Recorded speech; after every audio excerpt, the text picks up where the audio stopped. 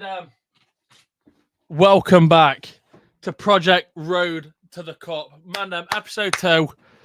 Obviously, we've got a lot to talk about.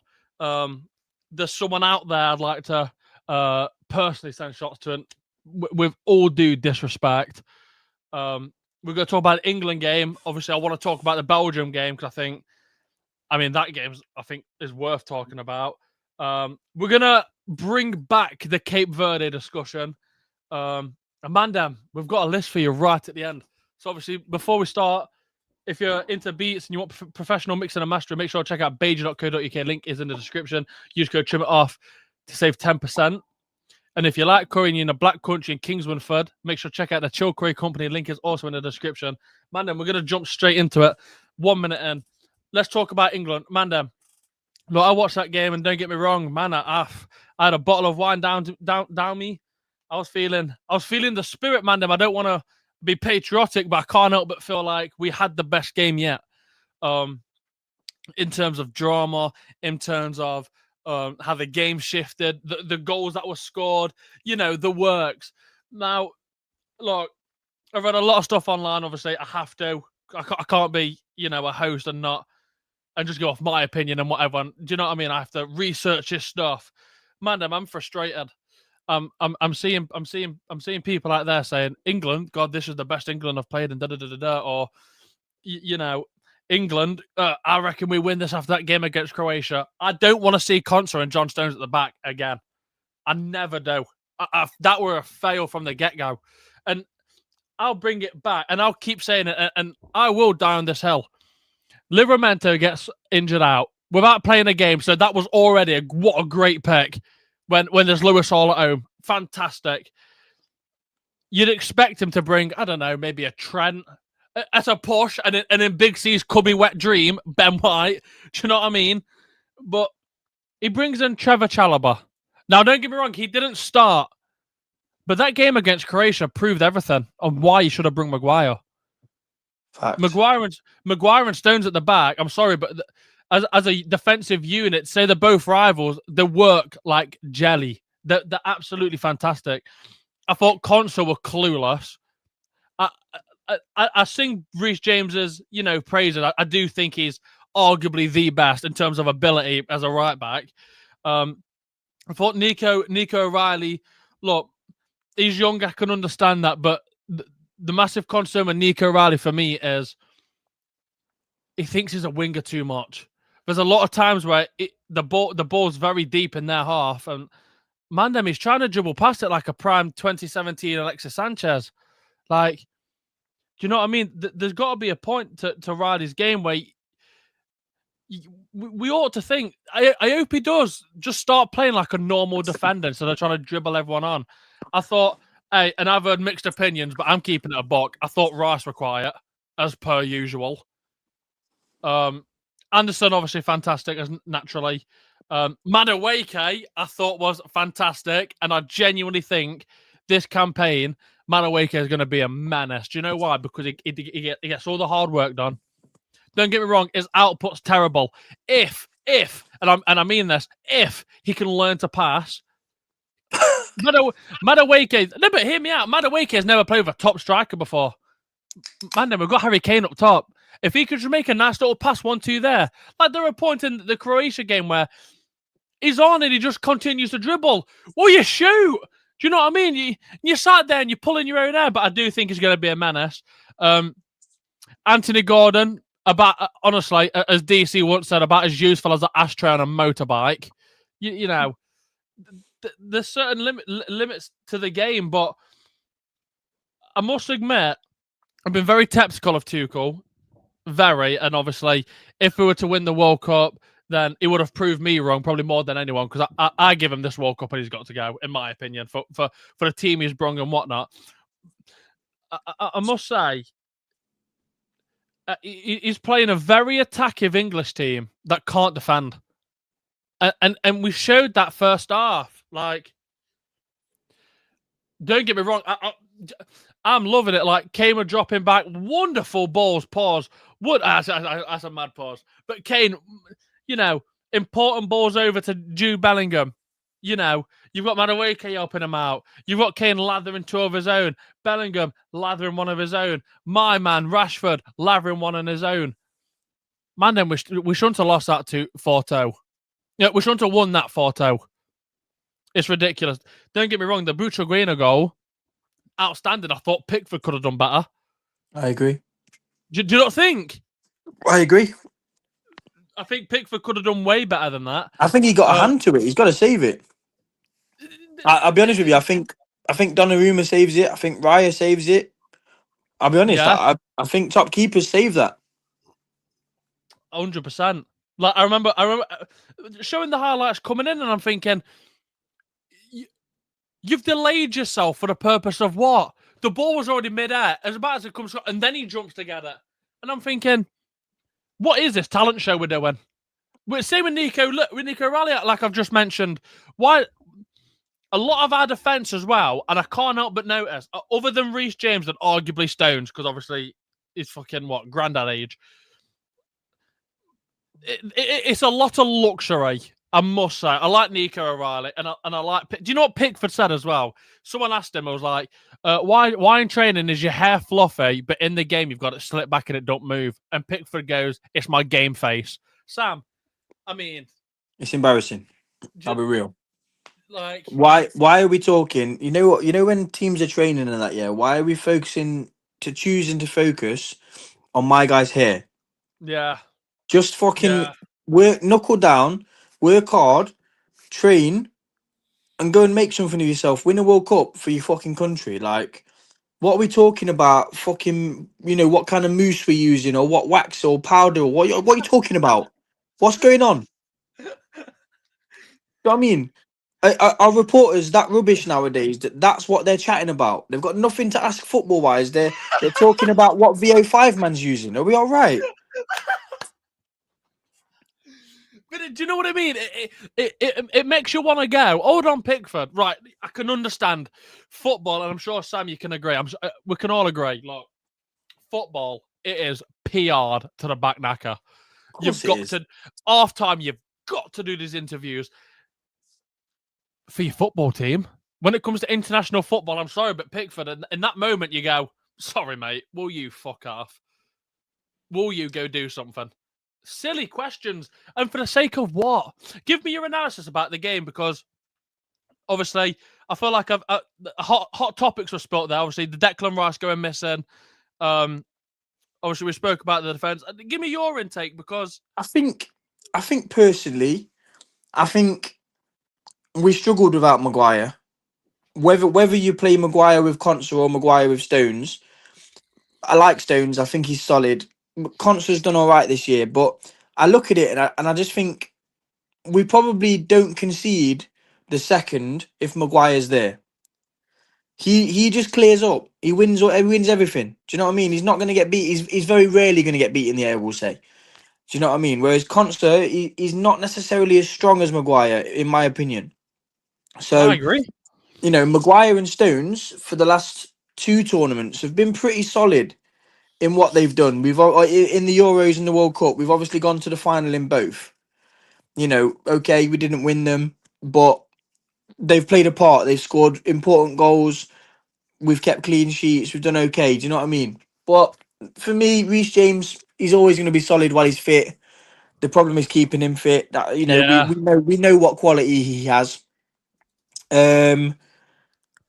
Left back Nico O'Reilly, I thought he did okay. I think you're right in the fact he needs to.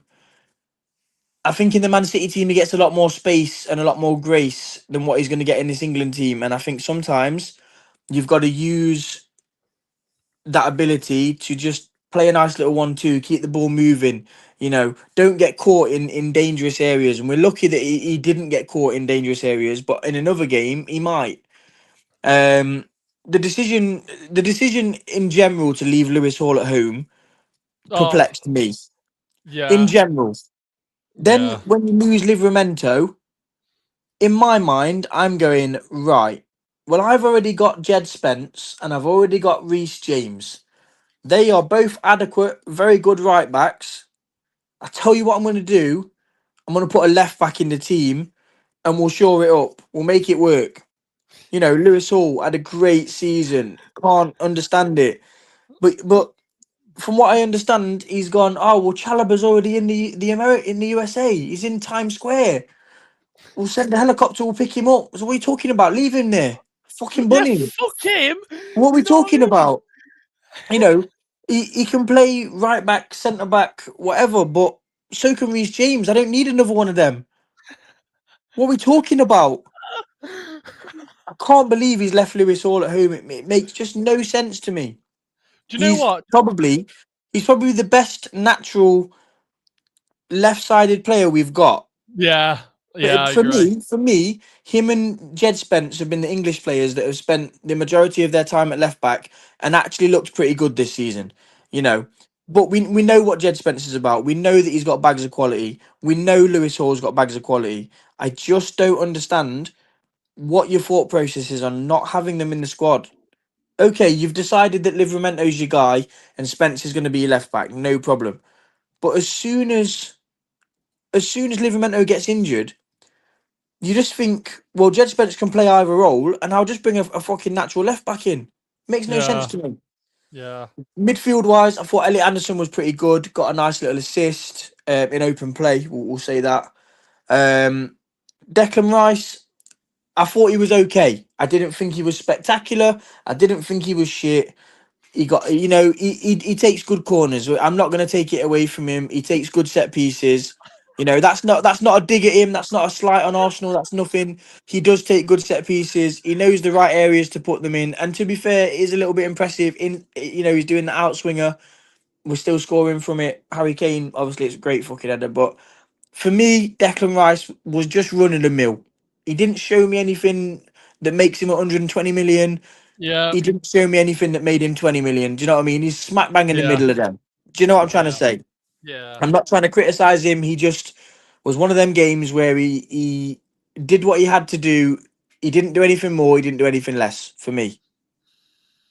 Um, Bellingham, I thought he was a little bit off the pace, to be honest with you. yeah. Um, He looked a bit slow, didn't he? just a little bit I thought sluggish. that.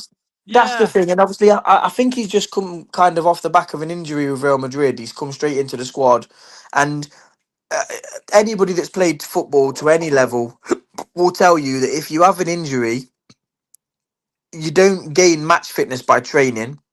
You can Mhm. gain fitness by training, but that match sharpness that when you're working off two touches instead of three, because in training nobody's going to come and wipe you out. When you're working off two touches instead of three, and it just doesn't sit right for you, or the bounce doesn't fall for you, the sharpness plays into that. You know, again, I thought he did okay. Didn't think he was spectacular. Didn't think he was shit. Got his goal in the end, which he took pretty well. I can't remember whether it was Kane or Madueke that made the space for him inside, and he just kept running and put it in the net. I love it. I don't mind it. If we've got 11 players that don't play pretty good, but we score 4 goals every game, I'm gonna be all right. Do you know what I mean? Madueke, I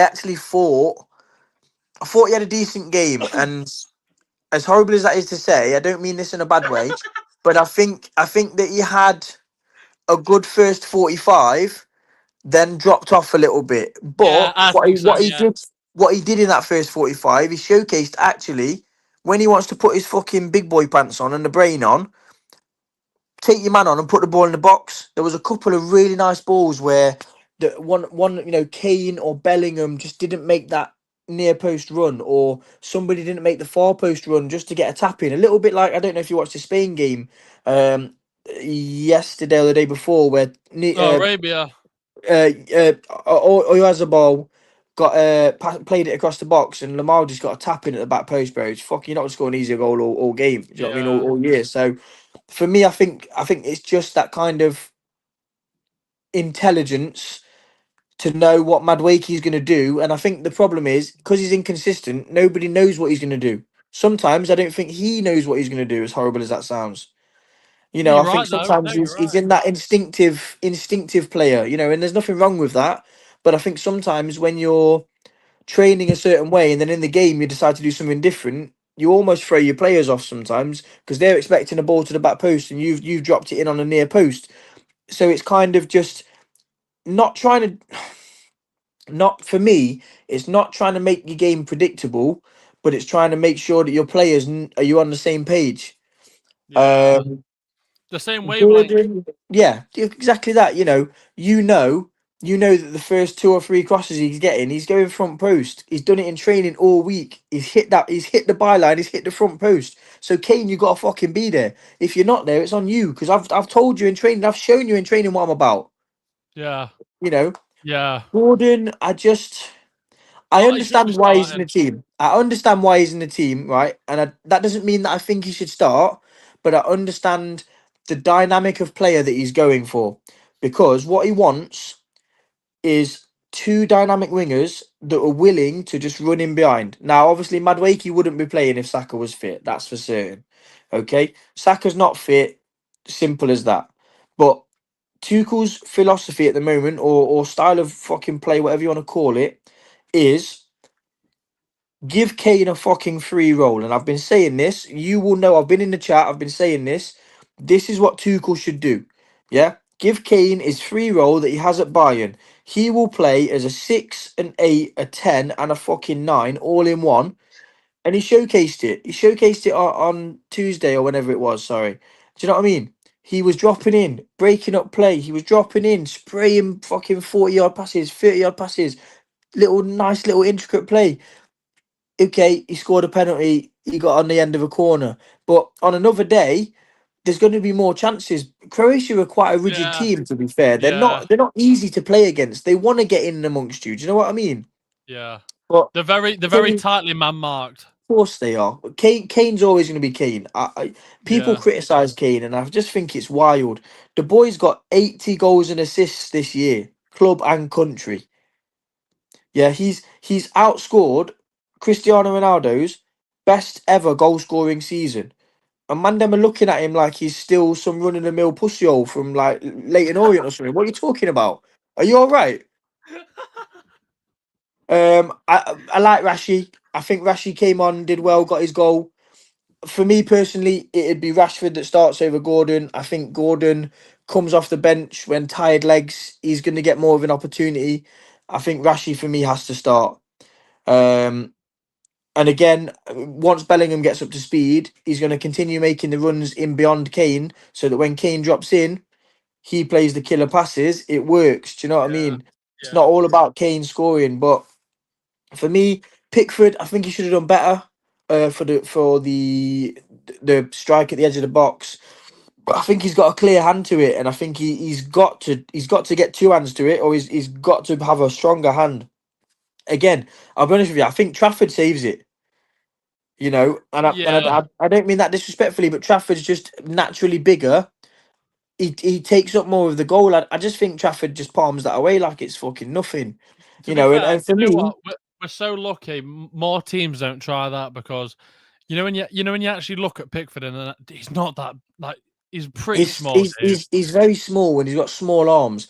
Yeah. However, what I will say is Pickford always shows up for England, even though he conceded that.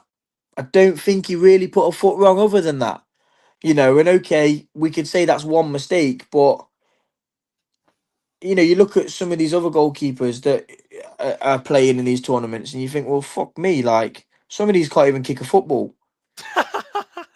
It's a bit mad, but no, I think it'd be harsh to say, oh, Pickford, you made a mistake, you're not playing. But I think that he's got to up his game. He's got to be a little bit more reactive, especially because he is smaller in stature than a lot of the other goalkeepers. You look at Donnarumma, he won't fit in this fucking room. Trafford again, Yeah. 6 foot something, won't fit in the room. They'll have to duck to get in the doorway. So Pickford, he fucking about as big as Evie. But no, that was my take on the game. Really, I thought there was a couple of standout performances. I thought there was a couple of really, really expected average performances. Just seven, six, sevens, 8 out of 10s. Do you know what I mean? Just churning away performances like they always do. Consistency, we'll call it. Yeah. Um, and I think there was a couple that were maybe a little bit below what the expectation is, not what I'm saying they can get to, but what their expectation is for whatever reason. Other than that, I'm happy to take a 4-2 win against Croatia. I think they're kind of a bogey team in recent years. Obviously, they beat us in the semis the other year. I remember about fucking 10 years ago when Rob Green spooned one in. I was still never forgiven him for seeing him in the streets on. Um, you know, but but no, they've always been a little bit of a bogey team for us. So to get past them in the group stage 4-2, no, we're probably not going to touch them again until the last stage of the tournament if they get through at all. Yeah. We go into Ghana in a strong position tomorrow, and I think really we've got to be coming out of that game against Ghana looking better, if not the same as what we were. You know, we've got to control that game. We've got to put the ball in the back of the net, and we've got to make sure that we're coming off qualified. For me, Do you know what? Do you know? Obviously, we spoke about Nico Riley. Obviously, we both have pretty much arguably the same view of. Yeah. You know, not showboating, but there's going to be a point where He's he's a got. you, isn't he? He's a you, and he's got Yeah, that of course. mentality of I'm not afraid to take people on. Which, to be honest with Yeah. you, I don't necessarily want to coach that out of him. I just No, need I him to like it. make Yeah, yeah, yeah, sure. I need him to make sure that what he's doing is in the right areas. I've yeah. got a lot of time for O'Reilly. I think he's a fucking huge talent, and it's good to see players like that coming through. Would I have liked Maguire in the team, and would I have liked Lewis Hall in the team? You can get rid of Dan Burn and get rid of Concert. I'd have been happy, to be honest with you, you know. Yeah. But I would have been happier. I think there's a couple of other players that I think fuck Henderson off, put Adam Wharton in, you know. Or Alex Scott, Or Gibbs Alex White. Scott, Gibbs White, like these types of players that definitely raise the profile. Um, but Tuchel is in charge. He makes the decisions, and I think we will go far provided that he keeps the philosophy of letting Kane have a free role and making sure that we're a little bit more defensively sturdy. Personally, I do think. Well, you know what the issue is I've got with O'Reilly, and I'm the exact same with you. I think if we're talking talent, he's arguably, potential wise, is probably biggest in the whole of England. England squad. If we're talking, obviously, yeah, there's like Rice and Rogers and Anderson, but look, Nico O'Reilly played for City, scored the 2 winners to win him the Carabao Cup. Like, he's been in yeah. massive moments, and he's done it. My massive concern is if someone said to me, "Would you rather take Lewis Hall or O'Reilly?" I'd take Lewis Hall in a heartbeat. Do you know why? Because, and I keep hearing that. I'm not sure how true this is, but I hear it every week. Something about if we go through, we either face Brazil, Argentina, or France. I hear that every week. Brazil, Argentina, France, right? And now this Mm. is what I'm thinking. So Nico O'Reilly's great. So he's either gonna have to come up against Lionel Messi, Elise, or Rafinha. I think he's fucked if he faces any of them. Because again, like with Elise, not to say he's the world's greatest defender, but he can track back and he can win you the ball back. I think the same with Rafinha as well. I'll Messi be not honest so with you. Yeah, much, but I'll be go on. honest with you. I think if we go, well, we are going to go through. I'm not even going to fucking jinx that. When we go through and we play one of these Brazils or Argentinas or fucking France's, he's going to start Spence, and he is. Mm-hmm. Mm-hmm. He will play Spence because Spence is defensively better. Yeah, I There agree. was all them jokes and shit about the Spence penitentiary and locking up your favourite wingers and that. Yeah, PSG didn't play that well against us. Spence had a fucking class game. Um, people struggled against Spence because he's physical, he's got pace, he's good on the ball, he uses his body well. Do you know what I mean? So his I tracking's think remarkable. in games where the Croatias, the Ghanas, where you probably want a little bit more creativity on the ball with your wingers, with your fullbacks stepping in to them in inverted midfield roles now, we should say, the inverted wing back role. Nico O'Reilly probably excels at that because that's what he's exactly how he's playing at Man City. Yeah, yeah, Whereas when we've got to sit in and defend, and not even sit in and defend, but when we know we're going to have to win our 1v1 battles, that's what he's got Spence for. You know, and again, would I have felt more comfortable with Lewis Hall?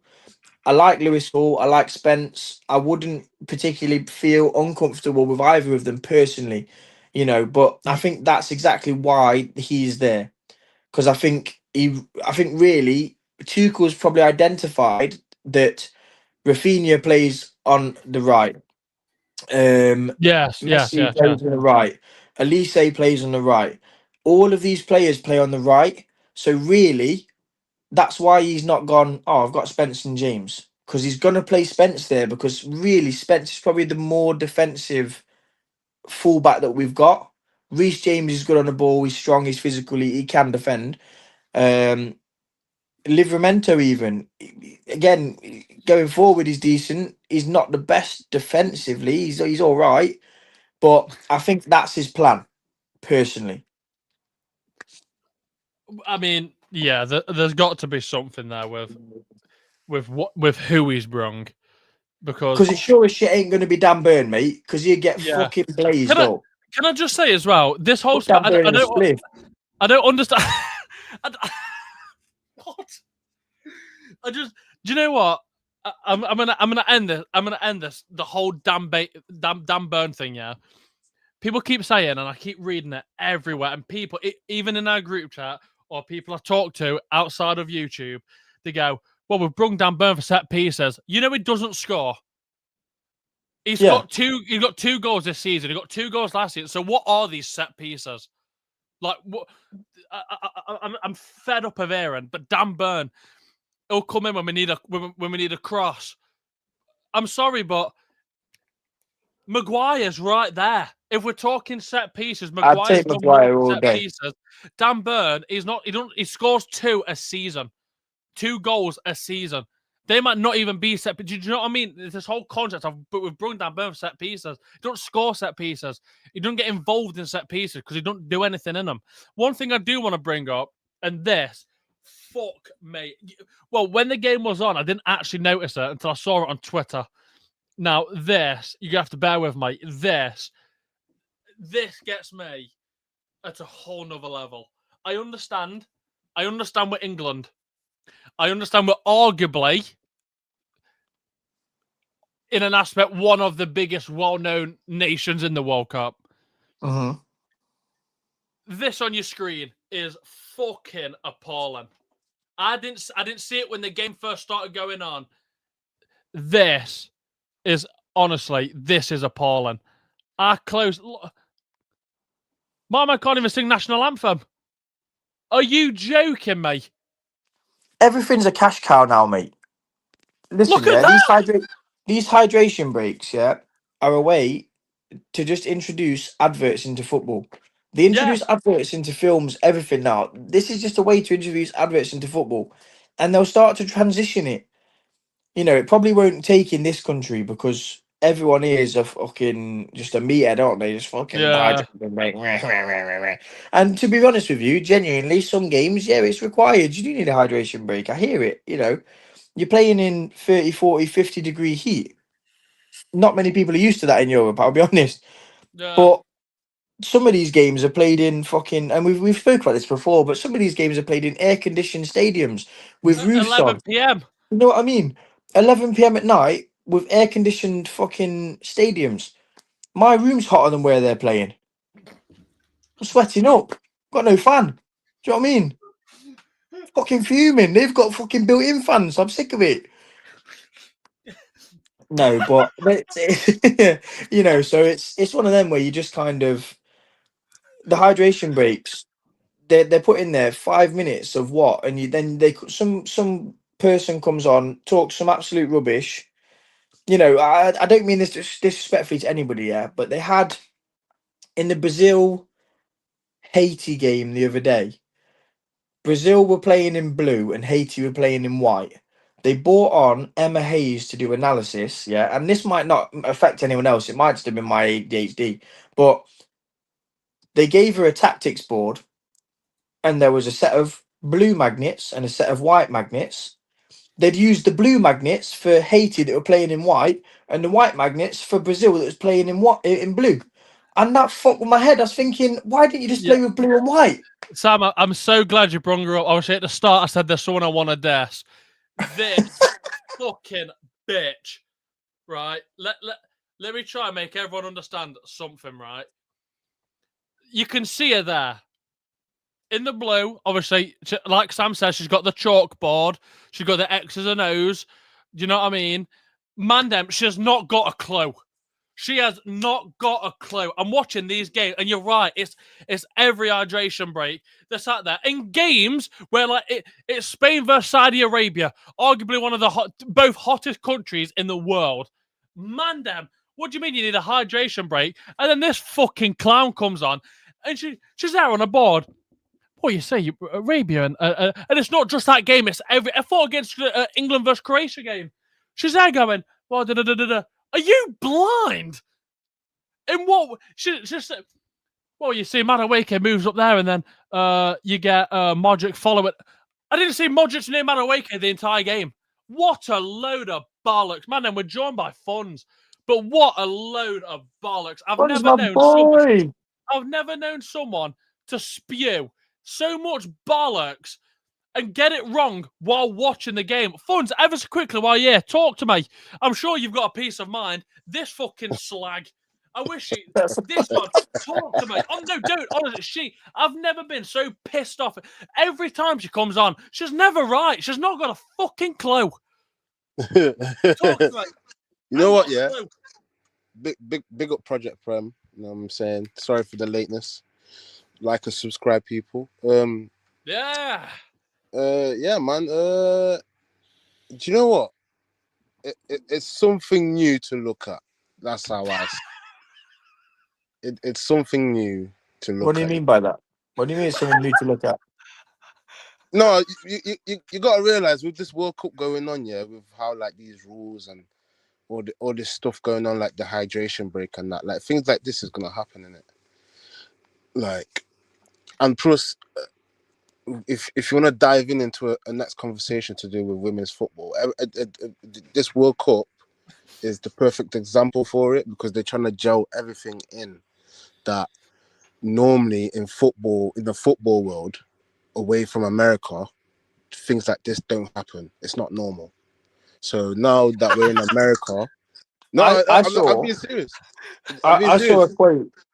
I saw a quote from Emma Hayes that said the WSL Prem is the same level as the men's Prem, so they should get the same bonuses, the same equal opportunities, the same everything. Now,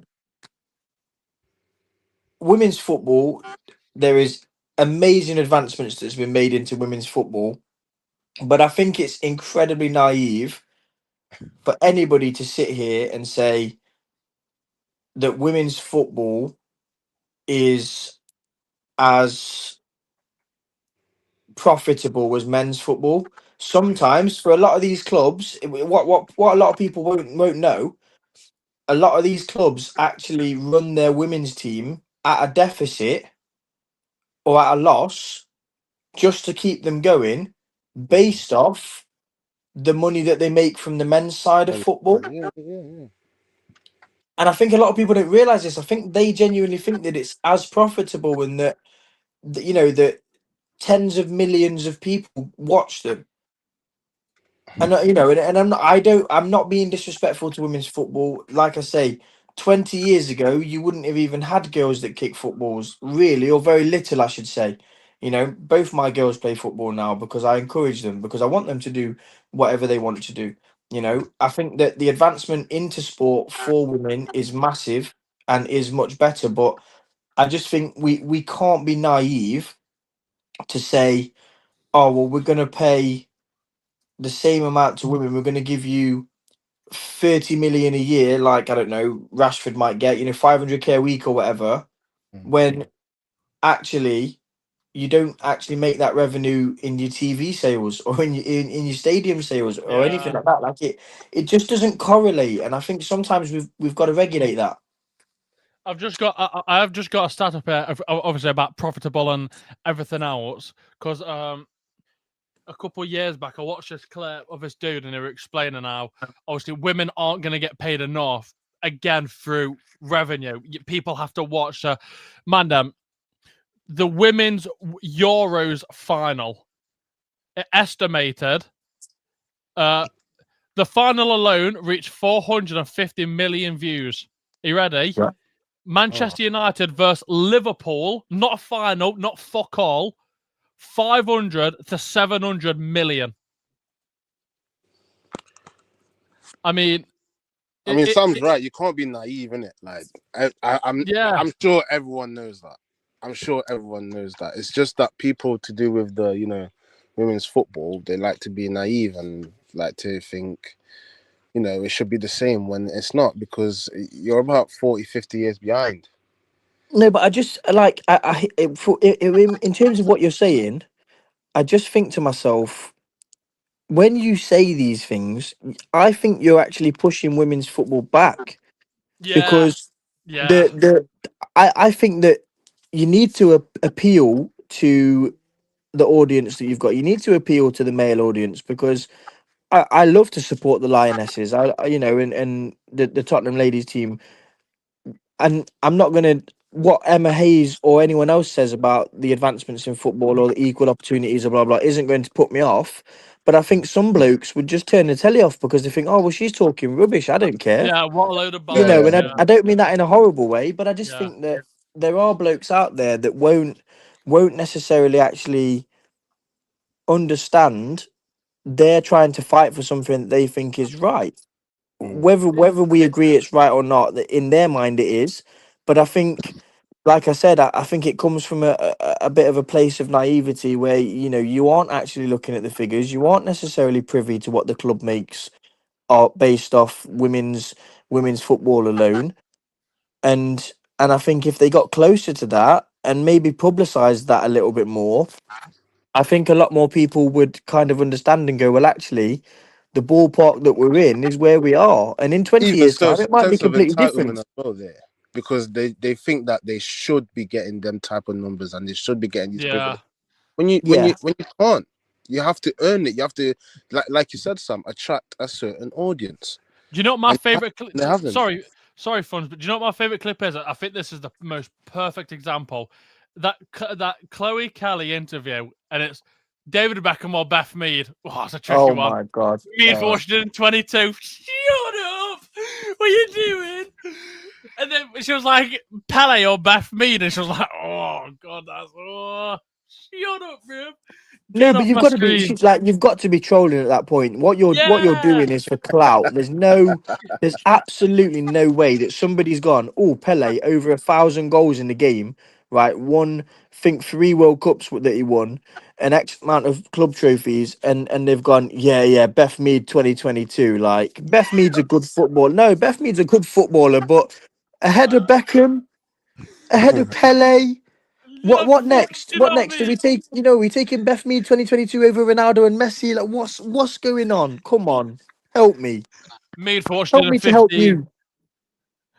Man, it's a whole sample. We'll move on because there's another subject I think is pretty hot at the moment. Obviously, last night Uruguay drew to Cape Verde. Now, man, this could get emotional. Can we stop making the Cape Verde situation look all cute? Because in my opinion, the draw against Spain, did you watch it? Spain was shit. It weren't like Cape Verde ran rings around them. Never that. It wasn't even close to like a Germany versus Ivory Coast that was on the other night. They couldn't string a 5-yard pass. Cape Verde couldn't. The last minute, I'm sure we spoke about it last week, but I can't help it. Last week, maybe we spoke about the corner and the commentators that are going, and he's there for the corner. 96 minutes, so I can understand the hype, the suspension. Like, fucking come on, Verde. Cross comes in, edit it. He edited it like that, so how it went down onto the ground, keeper didn't move. Unai Simons just caught it like that, played on. Commentators, oh, what a chance! Mando, are we taking the fucking piss? And then they drew against Uruguay last night, and everyone's going, "Hey, up Cape Verde drew against Uruguay." That's not great. That's not good. Like Uruguay's wank. I know we drew to them, but obviously there's a massive difference between when we played them then to how we played against Croatia. Now I can actually how I saw it was at Croatia. I can sit and say, well, we didn't really try there. To be honest, I think for me, what the novelty is for a lot of people is that Cape Verde is like a San Marino, aren't they? You know, they're the underdogs. They're in their first ever tournament. You know, it kind of I liken it a little, well, slightly, not the same, but I liken it to when I remember I think it was Ghana win their first World Cup for ages, and it was the World Cup that Suarez handballed it and went 2010. through on penalties or whatever, South and they've Africa. got to the semi-finals, and you know everybody was like they weren't necessarily playing well, but they were grinding out results, and everyone was kind of, you know, oh Ghana, you know, they can go, they can do it. And it's Yeah. kind of now, you know, Cape Verde might qualify for the knockout stages of a World Cup tournament. You didn't even know who they were before this fucking year. Do you know what I mean? Before this World Cup campaign, you never even heard of them. No. So I think I understand what you're saying about, yeah, they're probably getting glazed a little bit, but also to be such a minnow and to have got 2 points from your first two World Cup games against Spain and Uruguay, I do think it is massive for them. I'll be honest. It's a Oh, big yeah, result great. for them, for sure. For sure. Great. But do you know what I mean? It's the fun's your favorite word. It's the context that goes towards it. 100%. Spain, I'm sorry, but they did fuck all till Yamal came on. Do you know what? Spain were that bad. Ferran Torres got a 4.3 rating for his time on the perch. They were that bad. Man, I tell you what, like, I won't bury the hatchet too much because I do think the last 15 minutes, Cape Verde did put a step in. I mean, we're talking about the moment about Rememberable when he had the ball, and that the defender can fly and leg up, went out for the corner. At that point, I'm like, fucking yeah, go on. But it's not, to me, it's just, it's not as black and white as what people are making out. Cape Verde got a point against the same with Curacao when they lost Yeah, they got a point against 5-1. Thingy, yeah, 7. Was it 7-1? Yeah, 7-1. 7-1.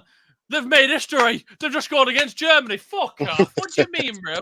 You know if we came from one of those countries, bro, is that acceptable? Do you know? Oh, listen. No, it's funny. It's funny that you've said that. Yeah, it's funny that you've said that because I was watching the Spain game with my dad. It was Spain versus Saudi Arabia last night. Yeah, and Spain obviously won 4-0. Yeah, Spain controlled the whole game. They didn't even get out of second gear. Yeah, Saudi Arabia, bless them, just weren't good enough. It's simple as that. Or Spain were better. We'll categorize it as that. And the supporter, the commentator said, "Oh, if Saudi Arabia could just get one goal, their fans would be well happy." I said, "They're getting bopped 4-0." I said, "What do you mean their fans would be happy?" I said, "I'm not I'm celebrating. Oh yeah, we've scored against Spain, but we're out of the tournament because we've been bopped our first 2 games. What are you talking about, Mr. Commentator?"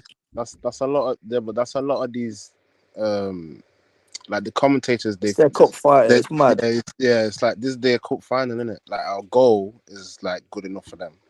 You know what I mean? Because they've not been in these type of stages before, and obviously these commentators, they're playing on it, and they're like because of the atmosphere, they're not really used to it. So it's like it's one of them. But I pretty much agree with KLS, to be honest. Could you imagine though? Scored again. Elise assisted again. Could you just imagine though, like there's someone in Saudi Arabia, the 4-0 down, fucking whoever Al Jabari, that left winger, I think he is, goes in, he cuts it, and the Arabian sat there goes, "Ah!" Dude, could you imagine 4-1 down? Neighbours are going, "Will I'll be you honest shut with you. up?" I'll be honest with you. If we're playing Spain, yeah, and we're getting bopped 4-0, and Kane goes through and scores, and someone celebrates, I might jump him. Yeah, no, I might jump him. It's not a game. What are you talking about? We're fucking 4-1 down, you daft cunt. We're 4-1 down. Kane gets one in, runs to the corner. It's different for Saudi Arabia unless you're an actual. I might suplex him in the pub. What are you talking about? 4-1, you're celebrating. Are you all right? Like I said, it's different for Saudi Arabia, innit? They're not used to this, but like Hit him with the swanton bomb off the bar. if you're an actual football fan, You're not celebrating that That's 4-1. not. I tell you what, though, bro, that's not true though, because last World Cup they beat Argentina that went on to win it. So it's not like it happened like 20 years ago. It happened last. Do you know? But do you not think these small? Another thing about these small teams, this gives every reason for these fucking idiots that go, and that's why there's 48 teams, and that's. Do you know what I mean? And I think, man, damn, like the World Cup obviously happens once every 4 years. Obviously, it's the one time the nation gets together. Fantastic. I've never seen so much shit in my life. The South Korea versus Czech Republic game, I fell asleep. Ivory Coast versus Germany. And do you know what makes it worse? You go on YouTube and you say, Germany on hinges scores last minute. I watched the game. Hinges? They're still in bed. Yeah. Like, Do you know one thing that me and my brother were talking about the other day was you know European club competitions, yeah? So you've got Conference League, you've got Europa League, you've got Champions League, yeah?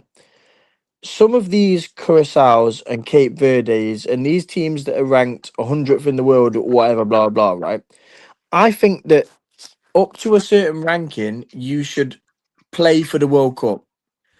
Up to a certain ranking, you should have a plate World Cup or whatever. And then even if you just do 2 tournaments, not 3 like the Conference League, but I think you give some of these minnows the chance to actually play against, because Saudi Arabia getting boxed 4-1, Curacao getting beat 7-1.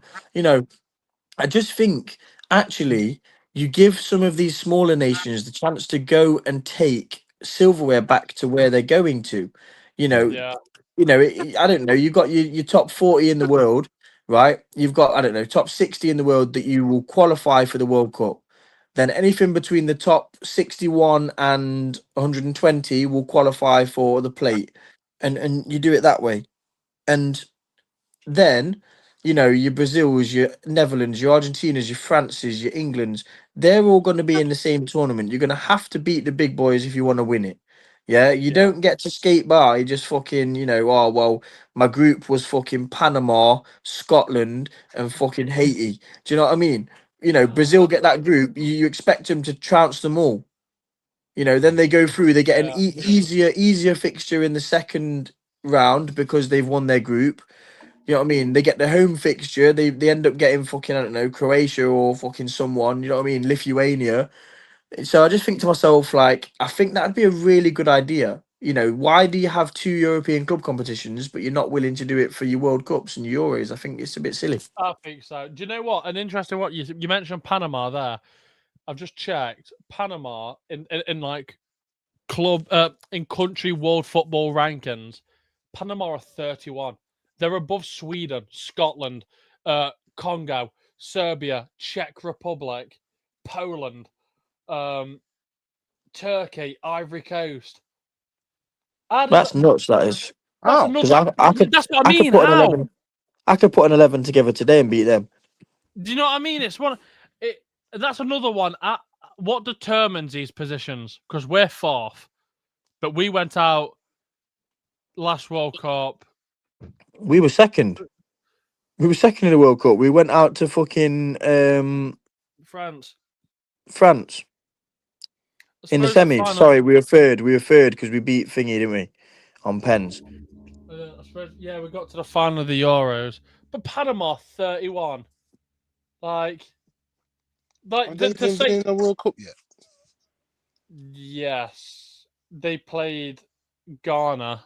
And Ghana, I tell you what, man, I keep saying I'm worried about Ghana because I just think Panama would have been a better team against Ghana.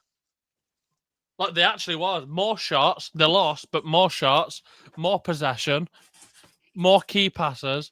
Dude, Panama, 31 above teams like Scotland. I know Scotland are a bit naff. I do want to talk about that game actually. Scotland and Morocco. What a shit show. The goal was fantastic. For whatever reason, why you had to zoom into McTominay's crotch when he fell down is beyond me. You can see it poking up. Hello. I'm telling you, bro. For genuine, for whatever reason. But them lot, what a bunch of babies, bruv. I've never seen a team complain so much. You've got McTominay trying all his fucking best. You've got John McGinn picking his nose on the left-hand side. You've got my man up top, what's his name? Chief Adams. Che Adams. Fuck him. Chief Adams. Chief Adams. Fuck him, bruv. Honestly, he's useless. I just think you've got to try harder. And I don't think Morocco were that good of a... They didn't put that much of a fight. You know, and it was only 1-0. Obviously, Mandem, let's talk about Netherlands and Sweden. 5-1. Are we worried? I think Netherlands would be fine. Should. The Netherlands are a good team. They should be a good team. They've got good players. So, to be honest with you, I think they're strong in all positions this year. I think you look at their back four or back five. Verbruggen's decent. Then you've got Dumfries on the right. You've got Van der Ven on the left. You've got Van Hecker and fucking Van der Wijk Van Dijk. I don't know what I'm trying to say. As your back five. Then you look in your midfield. You've got Frankie De Jong, Gravenberch. I don't even know who plays beyond them, but just them two. You like. Well, actually, we'll control this game. You've on your left, you've got Gakpo, he's scoring goals. Up front, you've got Stiff Buku, fucking Brian Brobby, just punching man up. Do you know what I mean? He just yeah, man, smashing man up for bits, scoring goals. Do you know what I mean? Somerville on the right, scoring goals. He's a bully striker. He's like European Drogba blood. He just elbows and fucking shoulders, but everywhere. You know what I mean? Fudge, talk to me. If we were to go up against them, yeah, I think it'll be a good game. It'll be a good game for sure. Issue would be is defensively for England, isn't it? It's maybe that because there has been a little leaks at the back for England, but will they be able to handle what's his name? Brobby. That'll be tricky. Gakpo. Again, sorry, but that's another reason why you'd bring Maguire for players like Brobby. Yeah, exactly. I agree. Yeah, not so much. The back four for England, they ain't got that much physicality. I mean, Kwanzaa, he can show a little bit, but I don't think he's that strong. I'll be honest. I don't think he's that strong. Same with me. Obviously, he's got that little, that little bad man swagger, you can say, but I reckon he get wrapped up. Yeah, there's just one massive. I'm not falling for that shit, man. There's just one massive difference between Kwanzaa though. He likes kids. Oh god. Oh my gosh. God. Well, like, man, how he's on the coach. No wonder he brought Nico O'Reilly. Little feast for him if he gets pissed. I don't agree with it. You bring a kiddie fiddler instead of Harry Maguire. What are we doing? Let's talk about Japan.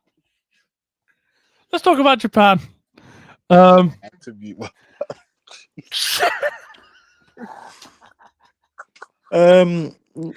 honest with you, I think Japan will do well. I think South Korea will do well. I think that they are very technical teams, and I think they work really hard off the ball. So I think you'll see them in the latter stages of the tournament. At least one of them for sure. There's a lot of national teams that man I've seen recently that there'll be dark horses in this. Yeah. Competition, you some African teams like Senegal, Morocco, and then we just said South Korea and North Korea. I like Morocco. I think Morocco do really well. North Korea, Japan. North Korea. We'd have to lose that one.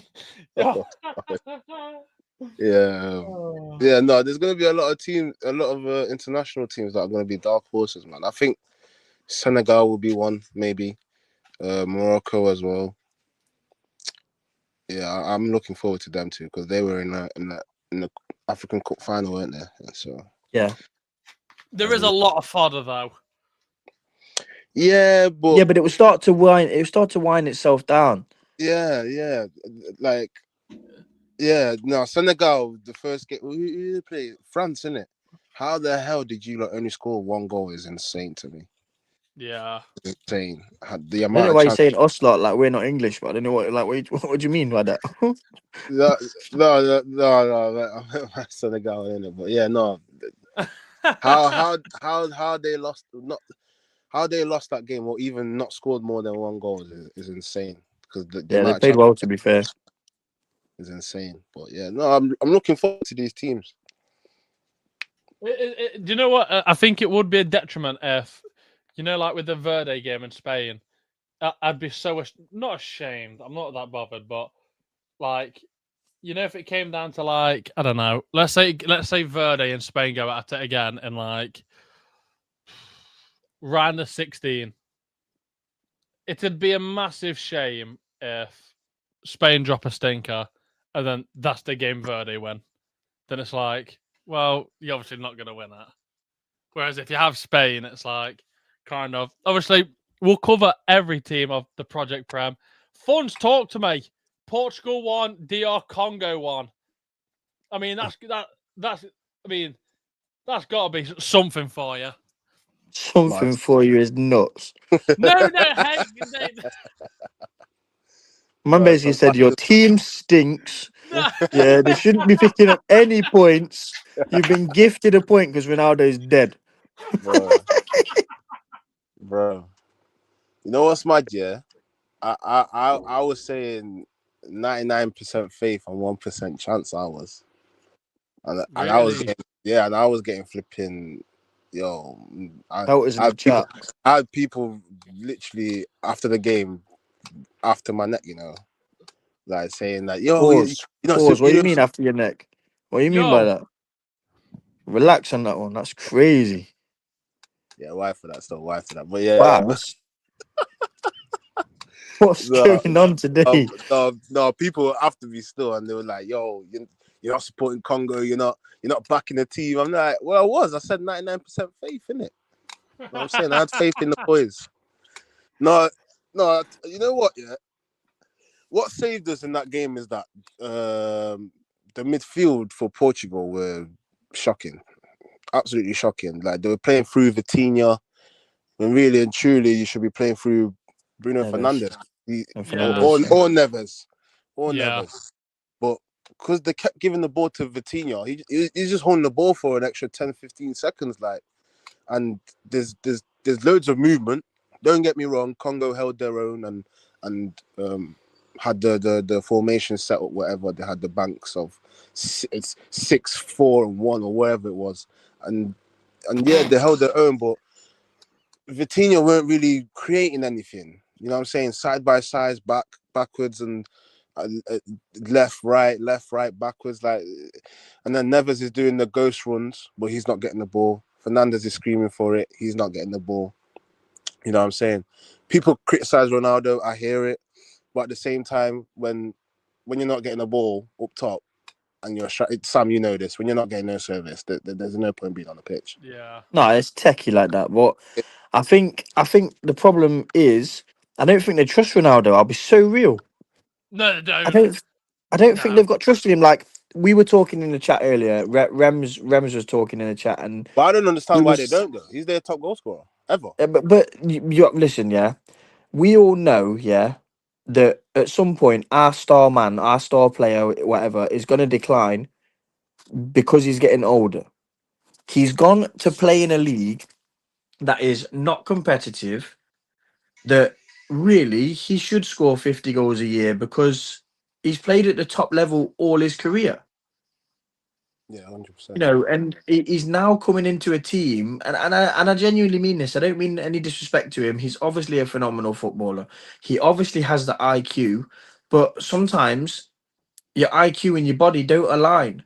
We all know what it's like to get to get a bit older, put on a little bit of weight. Obviously, I'm not saying he's in bad shape, right? But I just think they see him in training, they see him in these games. I think the first game they played, I can't remember who they played, but he wasn't good. He just even in the couple of friendlies that I saw him playing, he wasn't good. And I think they're slowly losing confidence in him, and I think he's slowly losing confidence in himself. Mm. And I think that's a major thing. You know, with Messi, you know, Rem said it earlier. They look to use Messi at any. They look to use Messi footballing wise at any point that they can. You know, because he's still got it. He's still going to make something happen. He's going to score you goals. He's a top scorer in the tournament. He's got 5 goals. You Yeah. know, so and you know he could have had 2 hat tricks in his first 2 games. It's not easy to do it at the top of the world stage, but with Ronaldo, you kind of look at it and you go, well, actually, where are your goals going to come from? They're not putting the ball in the box for you. You're no longer taking people on like you was before, step overs and tricks. So what are you getting on the end of? Mm. They're better off. They're better off dropping in a more mobile midfielder, a more mobile striker, or somebody that's going to drop in and play nice little 1-2s and get the wingers in. I think That's my they missed opinion. Jota. I think they missed Jota massively because he was the glue, weren't he? Like because he was a nuisance. They'll play him Yeah, anywhere in the front 3 or maybe in the cam. He can be that little, you know what I'm saying? But yeah, I can agree with what you're saying, Sam, because I made a little argument for Ronaldo. I'm thinking, I said, like, listen, the guy's had 25 touches in the whole 90 minutes. And them 25 touches is only because he had to drop in and did a few passes. yeah, hear it.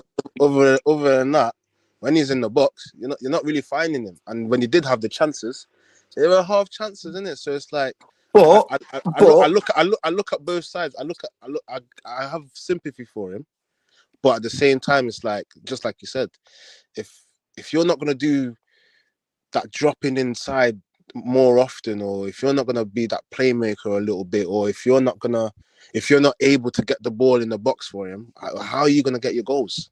this is what I mean. How are you gonna shine? Do you Not, know what it is not as so well? much, not so much him, but how are you gonna help this team to shine? That's Do what I you know what? mean. Do you know what it is as well? Obviously, when we talk about Ronaldo and his goals, a lot of goals come from either doing it himself or making them himself. This is a Ronaldo now that, whether you want to He's admit it or relying. not, you need to do it for him. Yeah, you need to do it for. He's You reliant, know, blood. like I always remember the goal. Come with the goal where he did a little step over, he like flicked it in, and then Nani was offside and just tapped it in, and they were like, Yeah, I remember "What's he fuming. doing?" Like Yeah, that. Like you won't see him do that now. no. Again, like even I mean, I don't want to glaze the boy, but the not the Congo game, the one before, where Fernandez just beautifully outside the foot, bang into Ronaldo. That Ronaldo can't do that. Ronaldo, unfortunately, he does need a Fernandez to feed him. And do you know what else as well? I don't think he gets that from Rafael Leao. No. I don't. I think Rafael Leao. I've said this multiple times. He's another one where people glaze him, and I watch him and I think, is that it? Like, is that actually what people? Do you know what I mean? I don't think he's gonna get. He needs support all the time with Ronaldo. He's a bit like a pensioner. You know, you You can't know, shit. like, So you know, yeah, for me, yeah. I'm gonna say something, and people are probably gonna look at the pod and laugh and talk shit, yeah. But Ronaldo, for me, is like Haaland. He was a finisher. He was good at what he did. He knew how to get on the end of things, but he wasn't a footballer. He wasn't playing nice little 1-2s and fucking playing. You look at Kane. Ronaldo can't do what Kane does. They're a similar age. I think they've got well. They're probably. I think Ronaldo's older, but you look at Kane. He's dropping in and he's spraying 50, 60-yard passes and making things for Elise. He's making things for Diaz. He's making things for Bellingham. He's making things for Gordon or fucking Rashford or whoever. He's dropping in and doing the doggies and the shit and the rubbish. When have you ever seen Ronaldo do stuff like that? Like, yes, he used to drag his teams through games, but by scoring goals. When you yeah. take away the goals, what does he have? If it weren't for if it wasn't gonna benefit him, he wouldn't do it. That's what I'm saying. Like but no, even if it would benefit him, I don't think he's got it in the locker. If you take away the goals, which you have done, they've dried up. What does he offer the team? Nothing. Yeah. You Yeah, know I what? can agree with that, yeah. It's funny you say that. Just take a second and just try and think of time Ronaldo assisted. No, that's not his game, man. He's a killer. No, of course not. But That's not his No, game. but when he's not yeah. a killer funds, what's he bringing? Yeah. No, and I can understand that. I said no. I hear it. I hear it. You know, and that's the thing. Like, He's not a playmaker. He never really was he was back in the day, but now he's not a playmaker. Now he's just a killer. But like you said, innit, if you're not gonna be doing none of that, and if you're not gonna get if the ball's not coming to you, and you're only getting 25, useless. You're a passenger. Yeah, you're kind of a little problem still. I don't think. No, wait. Let me say this. He is an issue, but I think he's an easy scapegoat because there's way more issues than just him. I think he's a victim of his own success at times. I'll put it that way, where the expectation on him, the expectation on him is massive because of the expectations that he's surpassed. Yeah. He is obviously a phenomenal goal scorer. He's a phenomenal talent. He's played at the highest teams. He's won the highest honors. You can take nothing away from him. You know, I'm not sitting here saying he's a really shit footballer, but I'm saying when the chips are down, who do you fucking want on your team? Because it isn't him, and he's showcasing that right now. Yeah, right now, no. You know, and that's not to say that 5 years ago you wouldn't have took him, because you would. You'd have snapped him up in a heartbeat. If somebody would have said to you, "Oh, well, you can have Ronaldo if you want," you'd have gone, well, "I'm fucking taking him." Obviously, Yeah. Man United bought him back. He scored 18 goals in the Premier League, got another 5 odd assists or whatever. He when he has the ability, and when he's got the confidence, and when things fall into play for him, it works. But until that moment, when it doesn't work, it looks ugly. Do you know what another thing with Ronaldo is? He will not let himself be dropped. Like, He's too high profile to drop. Yeah. No, Imagine you drop him. Yeah, that's the gaffer. Yeah, at that point, you got to look at it and think, bro, what are you doing? Are you a manager or? I think that. Do you know what? I don't think he's right now. I don't think he's too high profile to not play. I think he believes he is. Because there was something that happened not too long ago with Al Nassr about him not starting him, but he went on strike. Yeah, like, mad. Do you know what I mean? And at that point, but the thing is, though, weirdly, in football terms, we don't look at Ronaldo and go, needs to start. But the people who control the Portuguese national team and whatnot, they'll go, he's the cash cow, he's the money maker. Yes. So people go to watch Portugal because they're going to see Ronaldo. And if the manager doesn't pick him, probably imagine the manager probably would get sacked. Imagine the uproar, yeah? The Portuguese manager can't win because if he plays Ronaldo and they lose or they don't do well, fuck me, why is Ronaldo playing? Yeah.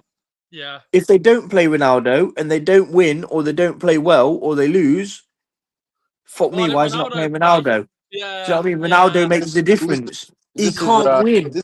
This is where like managers. This is where I look at Roberto Martinez and I think, well, then get off the. Yeah. That's what I'm saying. You got to coach the way you coach. You can't be governed to, you pussy hole. Yeah. We've seen players, not just Ronaldo, but we've seen high profile players not playing good for a certain period of time, and they get Torres, people like them man, they were scoring 50 goals a year. Yeah. Do you know what I mean? Then they started looking shaggy. They're not getting that sympathy, you know. You know what I'm saying? So at that point, I'm not so much looking at Ronaldo like, yo, get off the pitch. It's more so the manager, like, bro, you're the one picking the team. Why don't you bring him on? Well, that's the question. Who's picking the team? Is it you or him, blood? Yeah. Pretty much. Yeah. Why are you being governed to? Because no one's going to play for you. Nobody's going to think, well, okay, well, you know, I can earn my position. Actually, there's one name that's starting on already. You know what I mean? If I'm a number 9 playing for Portugal, I may as well put my fucking feet up. I must say, that's why to an extent, I do like Tuchel. Because I think if any of them, like, I think if we still had Southgate or we had someone else like Brendan Rodgers or I'll whack him. Roy Hodgson, But I think if they were like just a profile, I think if they were manager, I think they would They look would at be governed players like to. no, but I feel like they'd look at Palmer and go, "Well, we can't not bring him." The It'd exact be same of stature over form. exactly when we had Scholes, Lampard, Gerrard, fitted them all in. I do like with Tuchel, he's not gone, but it's Palmer. We have to bring Palmer. I Like, still but it's maintain if we'd have Foden. played Carrick, Bro, we'd have done something.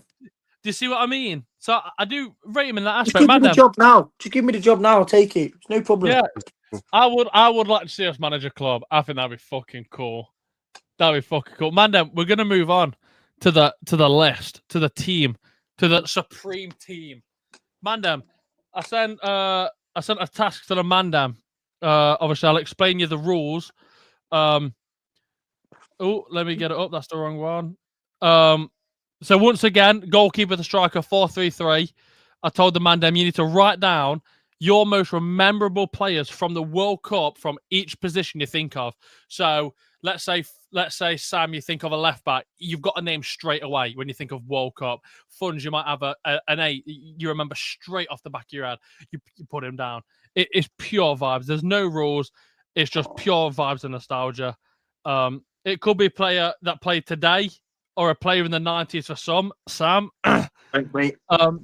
And for the centre mids, because obviously last week I was just putting them in centre mids, but I like the concept of a 6, a 8, and a 10. So the centre mids will be 1, 6, 1, 8, 1, 10. And then at the end, obviously, we'll all sit down and say, well, I think if we're talking about memorabilia, this guy's got to be in. It's better there's 3 of us now. Yeah. Because now we can actually have a vote. Obviously, Jams can't make it, but obviously, apparently, in net, he did put Gokaraz. So Shot. lucky. He put right back Ben White. No, he put him right wing. Sorry, he put him right wing. And then wait, who did he put here? Raya, centre back. Okay, we'll ignore Jams. So he wanted a progressive passer in there, didn't he? And he proved it in the Bournemouth game. He did. He did. Mandem, we'll get the ball rolling. So obviously we'll start from keeper, left back, centre back. You'll catch the gist. In goal, I've gone 2 weeks in a row. I've gone a shower. The Mexican goddess. Always forget about him, you know. What? I've gone rogue. I'll be honest. I've gone vibes and rogue. Jams is there. Jams has put. I didn't put Ben White right wing. No shout for Ryan centre half though. Oh, gocking that. Right, my goalkeeper. I've gone for the big, the bad, Oliver Kahn. This guy was a maniac. He was throwing elbows at people. He was punching people. He was actually decent in goal, but this guy was just a nutcase. You know, when you look back at them kind of Germany games in the late 90s, early 2000s, Oliver Kahn was a fucking madman. I love him. Yeah, the highlights I've seen of him. I mean, hold on, sorry, but that story of they did a charity penalty shootout, and every pen that went in, it would go to charity. He saved them all. It's like the Chasers, that is. It's like the Chasers. We've just stopped 150k going to charity, fucking laughing and joking. I rate it, you know. Fun's talk to me. Yeah, I'll go with Casillas only because of the World Cup that he won and that save against Robben. Robben, unbelievable. Hear it. Bad boy save. Bad boy save. Hear it. Stays in my mind, bro. That's a bad boy save. I think, to be honest with you, I think if it wasn't going to be Khan for me, I would have picked between Dida or Casillas. I thought about Dida, but he's a bit too before me. Yeah, fair. Hear it. But for me, I watched him in several World Cups, and again, he always performed. Watched him at Prime Milan, always performed. So bad man goalkeeper. But the thing is, when we look back, obviously it's only me because I'm only in the 90s. Thanks, careless. But for me, I look at it and I go, you know, I've been really blessed to see Casillas, Buffon, Neuer, Kahn, Oliver Bierhoff, Seaman, really, really good goalkeepers. Loads of them that have come through and played, and then Dida, even Julio Cesar coming up in the late 2000s, Yeah. like all of these really good goalkeepers, you know. What, Jams, not Gyökeres? Yeah, that's confusing me. Surely Gott gets in there. Oh no, I've just got a DM off Jams. Oh, he wants to put a tattoo in the 8. Okay. So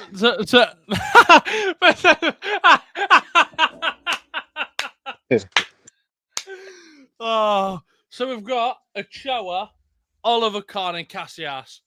Now, I can't go Oliver Kahn because he was just way before my time. No, I hear it. Um, I'm happy to put Casillas in there. I'm not going to Yeah. argue with that.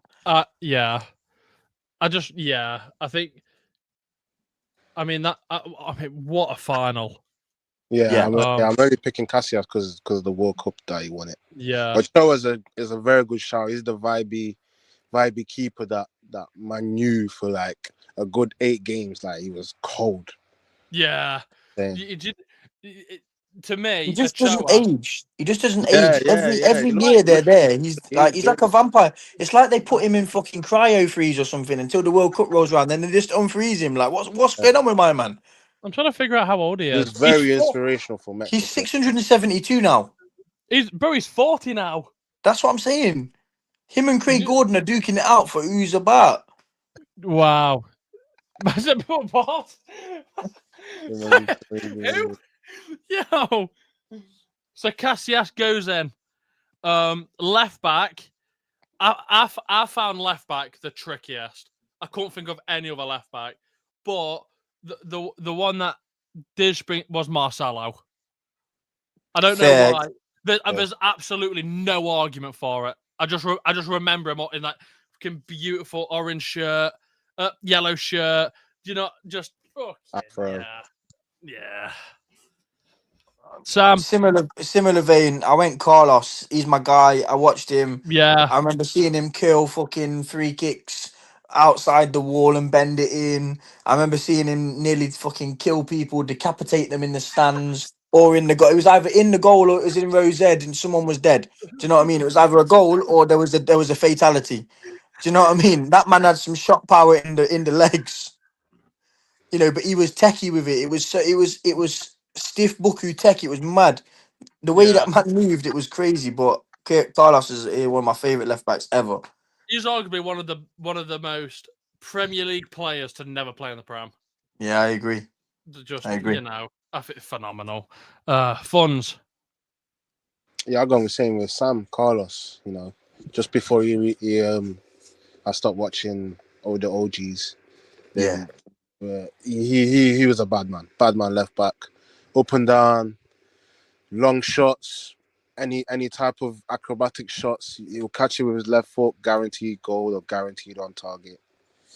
So yeah, I'll go with Carlos. And for Brazil, he was in that golden generation as well, and he was influential and massive for them as well. So for me as well, yeah, iconic, bro. Seeing man like that in the Jogger Bonito adverts, yeah, and they're all running through the tunnels and that, running bro. through the tunnels, and Figue, the Portuguese team, the Brazilian team, they were taking man on, and I was going, "Wow, get him, get what do you know what I mean?" That was bad man things back in the day when I was a kid. Oh yeah.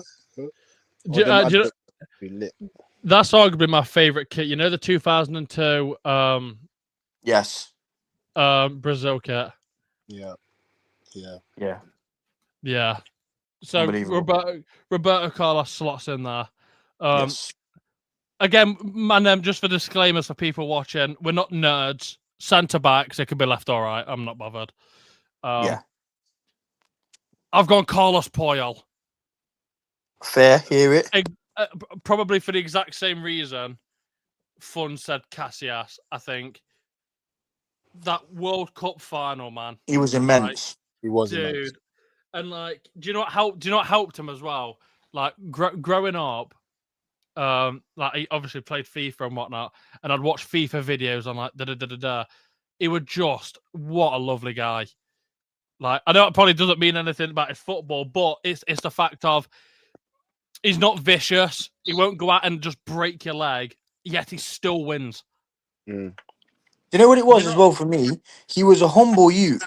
I remember there was one Yeah. time, I know it wasn't in the Yeah. World Cup, there was one time where Barcelona scored and everyone started dancing and doing mad shit. And he just like bust Yeah, up we to went to the corner and was Ronaldinho. like, no, Just come bust on. up to Ronaldinho and said, fuck all that shit, man, get back. Do you know what I mean? Yeah. He was like, just leave it, just allow it. Do you know what I mean? And Like, someone slapped him. Someone slapped him. Ronaldinho was about to beef him. He just went, no, allow him. My course, play. Not bothered. Love Puyol. Puyol's one of my That, favourites. that is a captain. Yeah, That is 100. a captain. 100. Sam. So, because I like your answer, I'm going to go with my second choice centre half so that I don't lose my first one. I'm going to Yep. go Maldini. Oh. Okay, now again, Maldini, top tier centre half. You know, he was coming out with quotes like, if I've slid, I've already made a mistake. Like, come on, man. How Yeah, cold is that? How cold is that? yeah. That's the type of shit I want to hear my centre back talking about. What do you mean if I'm not in the right position because I've slid? That's my guy. What? Yeah. And do you know what as well? The Cold. accountability he took every game. Yeah, Like, 100. Probably just it's probably I the remember. best defender ever. Yeah, Yeah. it's definitely in the conversation. Yeah. I would like to make a judgment call, but he's definitely in the conversation. Have you seen the clip of him? I forget who they played, but it was in the Serie A. I think it might have been like really early 2000s. And it's funny you say about him slipping. I forget who it was. It was either I think it might have been Nedved. At this point, God, Nedved were winning Ballon d'Or. Like Nedved was Crazy, by the the way. scariest winger. I remember it might not have been Nedved, but I just remember black and white shirt. Maldini's gone to catch up to him. Obviously, my man's just, I forget, but he just dribbles and dribbles. Maldini, and one of the first times I've seen Maldini, like, yo, what am I doing? Like, goes past him. He didn't slip over, but you know when your foot like just slides and like you kind of fall like that. And I just remember you can just see Maldini going like that, like, and you know he's beating himself up. Like, oh yeah, Fonz talk to me. To be fair, two very good captains. Fonz. I don't know whether to go with my first choice or my second one because It's tough, isn't it? I must say, to say you changed your Sam to save your first one, your second one's very identical. You know what? Yeah, I'll change it because this one he won't get picked, but I only picked him because of the World Cup that France won. He was immense. I went for Varane. Yeah, he's not gonna get. But yeah, no, he isn't going to go in ahead of the other two. That's for certain. Yeah, but I see why you picked him. Yeah, just because of the World Cup that France won, he was the heart of that defense. Like, yeah, he's solid. I nearly picked him, but I didn't want people to go, oh, obviously United player. No. Yeah, but you're right though. You're right. Yeah. But the other lad that I'm going to pick is different. But I must say, it's interesting. We've gone out of three. We've gone for two players. Probably arguably some of the best captains we've seen. Some of the most just but just bricked up defenders. Yeah, that's crazy. Yeah. But then on the other side, you got Puyol and Varane, who have both showcased it in a final. This isn't as easy as well. What we all thinking? Personally, for me, I would be happy if Puyol got put in a team. Yeah, Puyol. Yeah. Probably Puyol. Yeah. Puyol. And I think Puyol would work well with my. I think he was massively influential, and I think he'd work well with my other centre half. So Carlos Puyol, boom, there we are. Man, then we won't hesitate. Second defender again, Sam. Very interesting. You said Maldini. I've got Cannavaro. My first World Cup, right? Watching him, Jesus fuck. I remember turning around to my mum going, "Can United sign him?" KLS, do you know what's funny? Me and Funza both got the same answer. What a beautiful, beautiful man. Really? Ballon d'Or winner bro, off the back of that World Cup. bro. Are you all Come right? on, Cannavaro come is on, my guy. I come wanted on, him in this that team. guy in Yeah. the fight, He bro. was In the he was Rolls semi-final, bro. Royce. He was Rolls Royce and solid at the same time. How does that even make fucking sense? What are you Oh talking my, about? Oh yeah. and he was 5'6". I fucking love that boy, bro. A I centre Bro, love off that is boy. 5'6". Cannavaro. I Come on, mean, man. fucking Just nuts. write it in. Write it in right now. Like, That's That's my why I had guy. to change. That's why I had to put Maldini in because I love Maldini, but Cannavaro. If we're talking about vibes, we're talking about what he did. Ballon d'Or winner as a Bro, centre half off the bro, back of that season. Unbelievable technique, bro, unbelievable oh yeah. everything. And again, another fantastic captain. bro. Like, I just in the period of like watching him, I just thought this dude is there's nothing this guy's not got. Facts. Absolutely. Do you know what? And if we're talking, he should be. When we talk about what type of defender would I want, that should be the example. I love Yeah. Maldini. I love Maldini, man. He probably is the best Italian defender. Or probably is the best defender ever. But Cannavaro, I don't know. It's just something about him that I Do you know? Yeah. Do you favorite know? defender. For me, Maldini was slightly before my time. If I'd have grew up in the '80s, going into the '90s, I probably would have had a different perspective. Yeah, But Cannavaro was that mid '90s into the early 2000s yeah, Italian poster boy, Ballon d'Or winner as a centre back, which you don't see. Very rarely do you see it. And I just think to myself, for me, that's probably why I resonate with him a little bit more than I do with Maldini. I know Maldini was quality. I know Maldini was class. I know Nesta was class. That yeah, Italian defence at that time was famed for being strong as fuck. yeah, yeah. So, but I think it's testament that all three of us have put him in. That doesn't very often happen. No, no, no, no. KLS right back. What are you telling me? I've returned. Right. Didn't even know you Right gone. back. Who was your right back? My right back, right. Well, I could have gone at this and put a load of Brazilian players in it because obviously they were the team for me, but I didn't. I tried to keep it a little bit neutral. Yeah. I went for another captain fantastic, and Jams mentioned him in the chat earlier on, Philip Lahm. Mm. Yeah. Yeah. Just what a guy. He worked hard. He had tech. He's scoring screamers on the edge of the box. He wasn't anything flash, but what he did just worked. He was sensible. I loved him. Surely that's Apart now from a the fact he was detriment. German. Surely that's a detriment to these players like you're a Stavios or maybe a Palmer not last season but season before, and these players that are all flashy. Surely there's a detriment now where we sit and go, you don't need to be, just play. Do you know, for me, consistency. Yeah, That's what I want. That's if what you're I gonna be want. flashy, be consistent with it, innit? Yeah. Do you know what I mean? If you're going to go out there and get 10 goals and 10 assists every season, fair enough, you're consistent. Yeah. But if you're going to go out there, a little bit like Doku, if you're going to go out there and in 5 games of the year, you're going to be world class, Yeah, and in 15 games, you're going to be average, yeah. I'd rather go and buy someone that for He's 12 consistently games getting is going to, for 12 10. games is going to be world class Yep. because he's Yeah. more consistent. Yep. And Lahm just, you never saw him have a bad game. Nope. I could have also gone for Javier Zanetti, but I thought I like Lahm. Yeah. Is it true as well? It's either yellow cards or red cards, but in every game Philip Lahm's played, he's never had a red. I don't think he ever had a red. Never had I a mean, red in his career. I mean, Jesus Christ. And do you he know what played it is? he played like 700 games, by the way. Yeah, he did, bro. And do you know what? A lot of them was for Germany. So it's not like but the Bundesliga because he played a lot for club. Yeah. But you got to remember, bro. I'm sure he didn't even get that many yellow cards either. That's No. No, and do you know what as well, bro? When Philip Lahm first started playing for Germany and whatnot, they're on the back end of West Germany. When they're winning in like the late 90s, like was it they got to a final in what was it?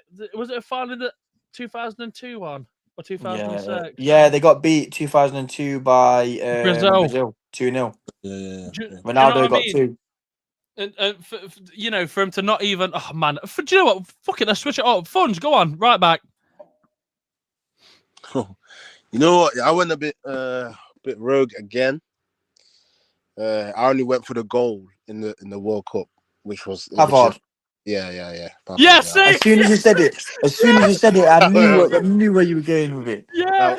I don't know who to. Lon didn't even come into my head. You know what I'm saying? So it's like pause, but so it's like I just went with a goal, which was No, I Pavard. hear it. It's vibes. I hear it. The goal. What a goal, by the way. Yeah, facts. Facts. Obviously, Trimless will be back, man. Just a disclaimer. He just needs to get a charger. But I've too gone for Pavard. Fair, Pavard's in the team. But whether you want to, we can argue it. I don't mind because Lom's God. But Pavard. It's vibes. That goal's gonna be in the category for goal categories for the World Cup for like forever. Forever. Oh, 100%. 100%. It's going to be in YouTube compilations because they don't do DVDs anymore. They don't do 100 best World Cup goals like they used to. You put a DVD on for an hour to watch the goal. Do you know what I mean? And do you know what? Was that not against Argentina? Like that weren't against. Yeah, it was. Yeah, it was. Yeah. Do you know what I mean? That's yes. Right, man. Then we're going into sixers. I've got Nigel de Jong. I hear it. Just for that challenge, I hear it. Just pure. Because I remember watching the final. My mum was sat down. Yeah, she was on a phone at the time. No, she was on the phone at the time. And I remember turning around to my mum going, "Mum, oh my god, Mum, watch!" Like, dude, he's killed him. He's killed him. Dude, honestly, and Xabi Alonso's on the floor, crumpled on the floor, stretched out and everything. I'm sat there at the TV going, "Oh my god." I don't know what he was thinking, by the way. Jesus Christ. Like, he was nowhere near the ball. That's in a final, by the way, as well. Yeah, like. And you got a D pick. Xabi Alonso, he headed that ball. So, like, what were you thinking? The thing is that that's arguably a worse challenge than Zidane's headbutt. Yeah, of course it is, bro. Like Zidane's headbutt, you knew what he was doing. Yeah. I don't know. De Jong must have checked his shoulder and thought, I'm leaving one on him. Like, I don't know I can't. As a footballer, I don't know what went through his brain because I couldn't have fathomed it unless I was purposely leaving one on. And I'm thinking, well, I'm getting sent off here anyway, so I'm taking him with me. As well, he's not controlling that. He ain't no. Look at that, bro. Where are you going for a kick for? Bro.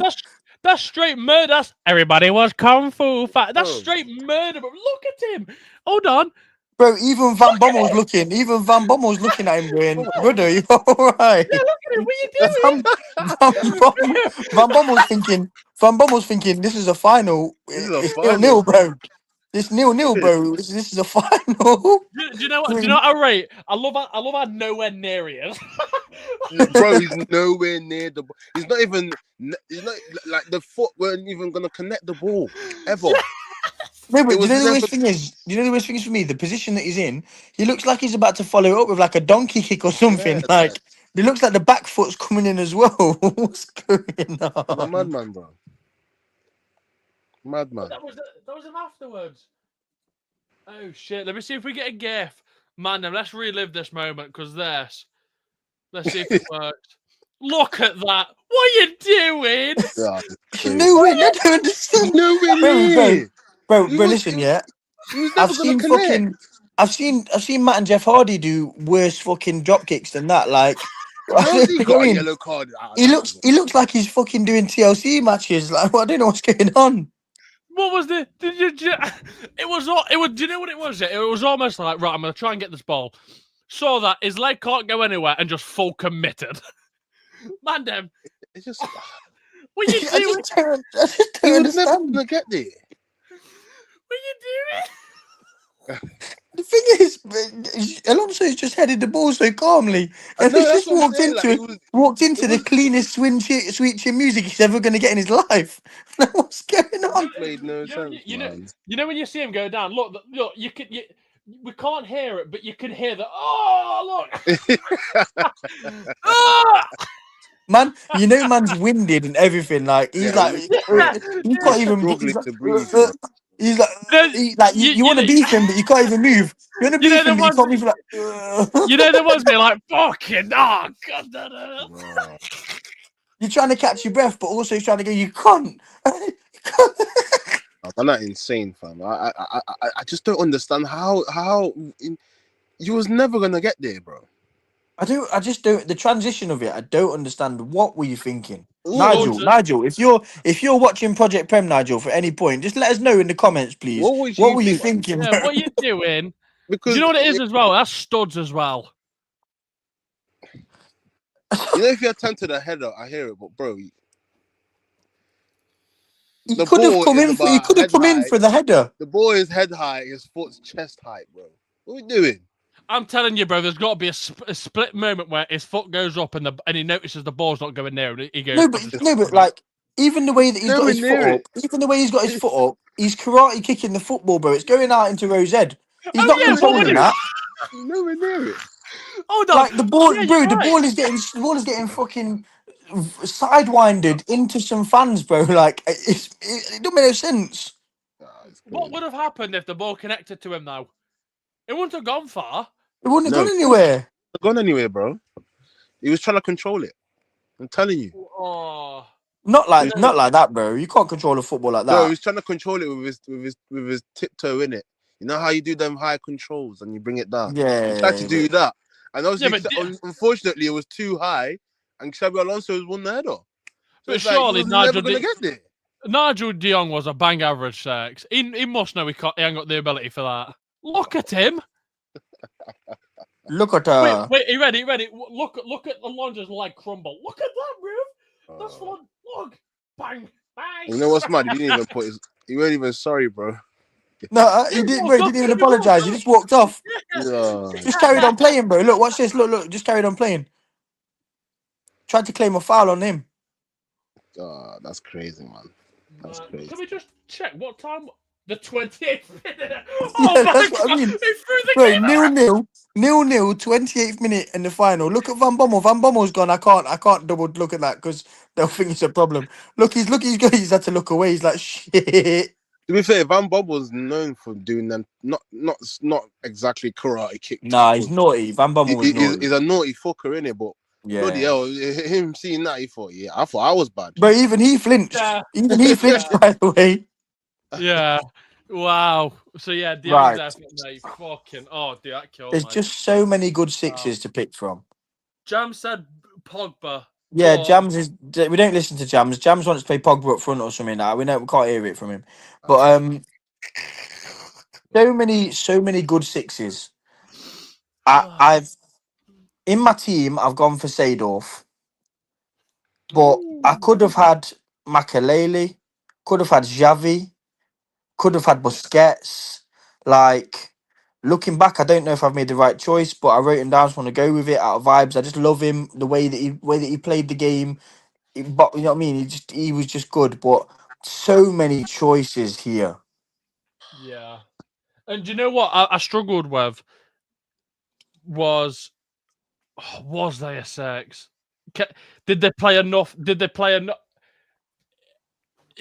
is wrong with you, Sam?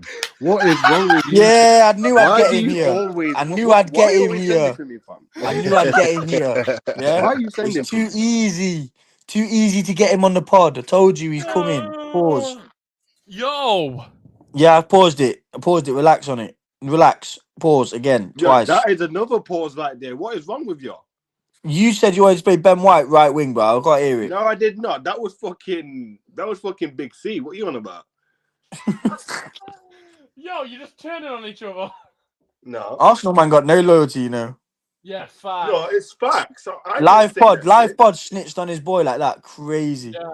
Do you know what? Going It's out giving to me the him vibes. millions. Going out to the millions, snitched on his boy like that. Crazy. Yeah. Dark. I don't tell lies. That's why. Why the fuck would I want to tell a lie? Right, big C funds 6. Yo, I've had to change it because I've just remembered a player. My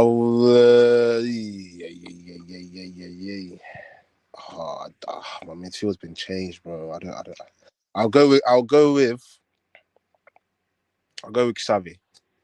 Yeah, fair. I hear it. I'll go with I Xavi hear still. it. He was already my pick, but yeah, I'll go with Xavi. He was influential for that Spanish team in that 2010 World Cup. You know what I'm saying? So Just to clarify, Xavi or Xavi Alonso? Xavi Hernandez. Xavi, Yeah. and then Yeah. Sweet. Xavi. So, Jams, off the back of your head, a 6 that reminds you most when you think about the World Cup. Again, like I put in the comments, it's Pogba. Also, Pogba. Hmm? So, Mandem, we've got the choice of Nigel de Jong for the Kung Fu kick. You've got Seedorf. I think he's crip. And he won a Champions League at every team he's been at. Or Yeah. nuts, by the way. First person to So- win it at 3 different teams. Do you know Are what you I mean? all right? And Ibra's not even won it once. I mean, what are we doing? You got Xavi and Pogba. So I presume De Jong, Xavi, arguably, we're looking at the 2010. Pogba, 2018. Yeah. And Yeah. Seedorf, anytime. Yeah, facts. But for the pickings anyway, I'd say Seedorf. Because that's a good shout. Was he a 6? I don't know. This is the thing. I think personally, if we're going to look directly and say who was actually a 6 and who was probably most influential out of them, it would be Xavi for me. Yeah. Even Xavi, he was a ball playing 6. I think if we look at it in that Spain team, Xavi was the 6, Iniesta was the 8, and then they had Busquets that just was almost like another 6. It was Yeah. it was weird because and Xavi and Iniesta was playing before Busquets. Busquets came in to complement them. Even Xabi Alonso, he was in that midfield as well. Oh, I know he yeah. was. Yeah, wasn't Alonso more of the 6 that game? Xabi Alonso was another one. He was a baller, top baller. Yeah, facts to be fair. Oh, I've just thought. Oh no, don't remind me. I just thought I won't spoil it in case anyone else has got it. But if no one says that, I've got him. I'm okay with Xavi. I'm okay with Xavi. Yeah, I'm okay with Xavi. Sure. yeah. Boom, Xavi. We move on to the 8s, Mandem. The position, some may argue, is the most important. I've gone pure memorabilia. David Beckham. I hear Okay. it. I hear it. I was going to put him right wing, and I thought to myself, I'm sorry, he just never was a right There's wing. better options. There's better options. Yeah, and there's better. But if we're talking about Rememberable, the goal against Greece. Yeah. we're talking about even prior to when I was born. I mean, that set up to assist Michael Owen in the was it Argentina. 19? Yeah, was it 1998 or 1999? I think it was 98. 98, like Wasn't that 2002? Or am I bugging? No, I think that was a bit too late for Owen. No, I think it was 2002. I think he got sent off in '98 against Argentina, and then we played them again in 2002. Yeah, Beckham got sent and off and against then Argentina. Beckham got sent off for a stamp on Simeone in '98, Yeah. and then in 2002 he then got the assist for Owen's wonder goal because Owen won the Ballon d'Or that year. Yeah. I'm sure. No, it is 1998. Oh. Beckham. Wait, yeah, Beckham. He assisted Michael Owen in the seventh. Oh, in fair. the Then 17th maybe it's the one before that. Yeah. Then that he Bugging. got sent off. Yeah, I'm bugging. Yeah, because Argentina eventually won on pens. Slags. Yeah, dirty bitches. But yeah, I mean, if we're talking memorabilia, especially for England, I must say, it's just a quick question to throw out there. Obviously, Sam, I know you might say Kane because obviously he played for Tottenham, or like me and Funds might say Rooney, or Jams might say, I'm joking, Arsenal players don't play for England, other than Rice. But when you think about England and you think about what player reminds you of England, I struggled so much. Beckham was the only one that stood out. I thought of Peter Crouch, but I Are don't we, know. Just are we talking like England's most influential player? no, not even. Just think of the World Cup. What England played? Do you think of straight away? My mind's baffled for at least 5 minutes. For me, I've got one England player in my team, and that's the person I thought of straight away. Okay, well, we'll go 8. Is he an 8? Fuck it, we'll go 8. Sam talked about 8. He's not an 8, but Okay. I've gone for Zidane. For me, Yeah. yeah, 1998 World Cup. This man, yeah, is receiving on the half turn from Bartez's throws. He's Cruyffing man in the fucking air. What are you talking about? He's influential in every game he plays. He wins. You know, I'm not saying he won in the World Cup single-handedly, but every game he played, he was taking on prime Brazil 1998. He was showing them well gone. He was ripping them a new one. You know, and again, 2006. I genuinely think Zidane stays on the pitch to win the game. I'll be so honest.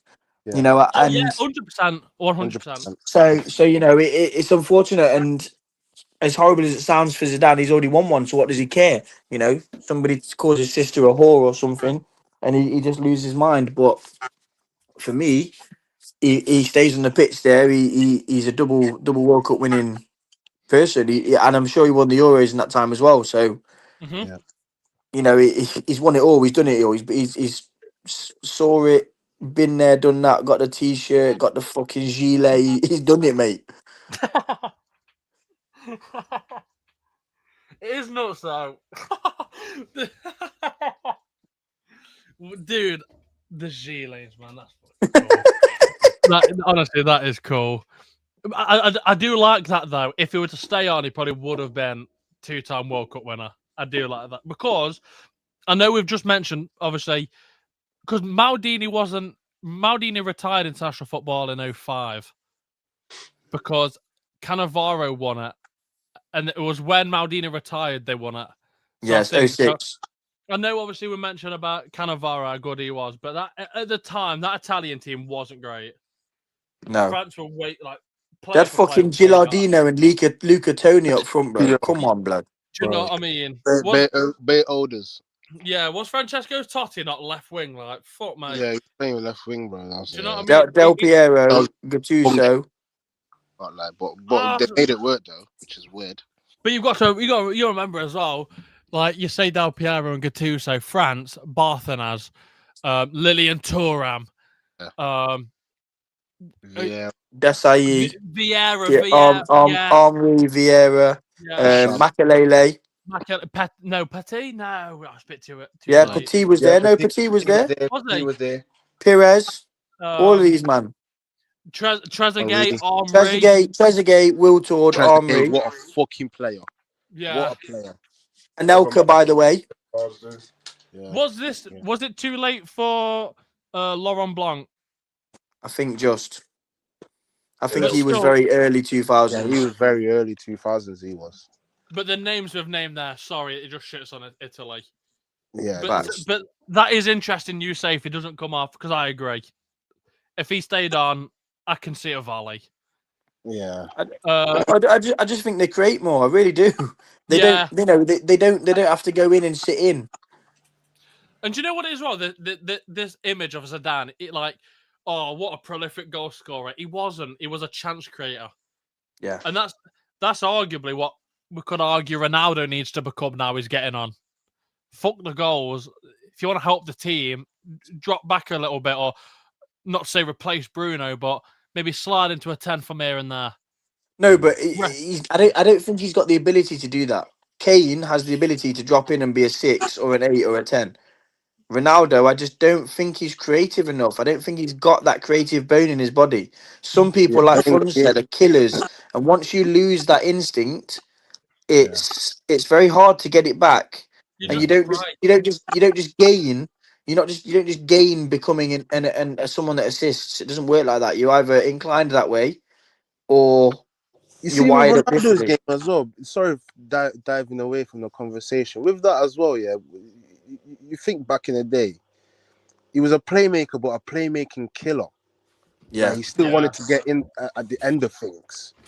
He wasn't really a playmaker like that. Like, yeah, he'll get assists here and there, but it wasn't that wasn't the end all. he wanted to get at the end of the stuff, and then obviously when he's gotten older, he's gone into that more of a killer mindset. So I agree with what you're saying, Sam. Like, eh, can Do you know? yeah, For he me, just ain't got the ability. Not he ain't got the ability, but he's not got the mindset to change into a playmaker. do you know? Let For me tell me, someone- in that Real Madrid team, I actually think the unsung hero was Benzema. He would drop in and create Yeah, so much. fact, He fact. scored yeah, a load. He scored a load and set Bale and Ronaldo up for loads. Now, Ronaldo and Bale are both fantastic footballers, but I think, you know, when you look at teams and you go, oh, who's your one doing your doggies?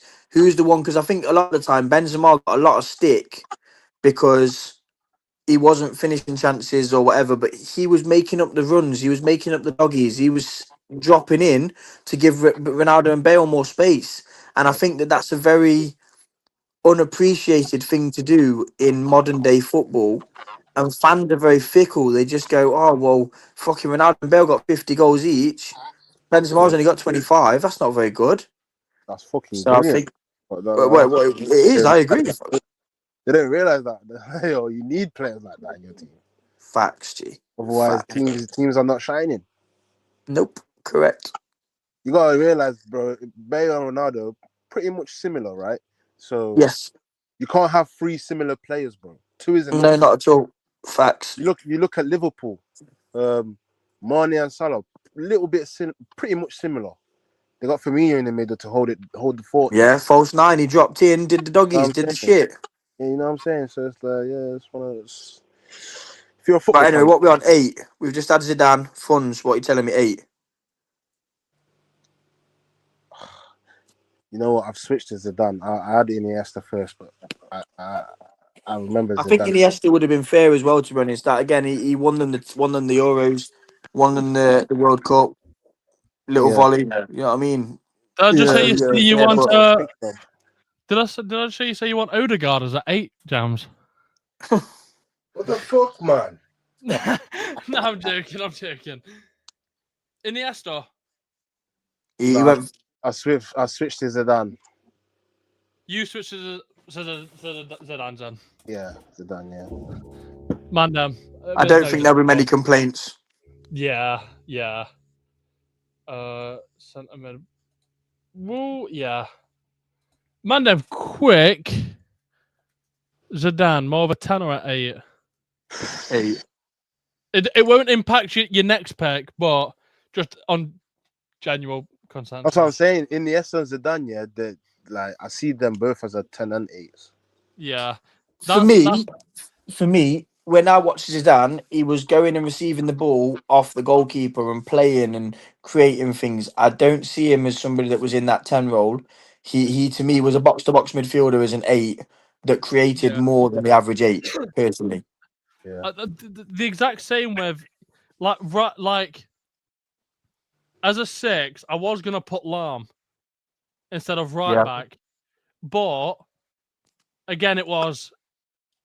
Did he play more games as a DM or a right back? He played more. So right back, innit? Definitely a Mostly. right back.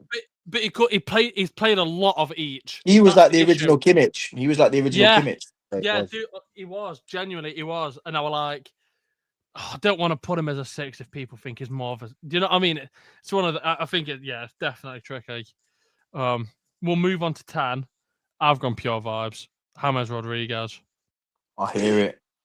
Yeah. Hear it. That volley against whoever it was for Can I just Colombia. sorry, can I just say mine, even though you're not going to include it in the squad? I was going to say Kaka. Fair, hear it. Yeah, He was on my that's list. not bad.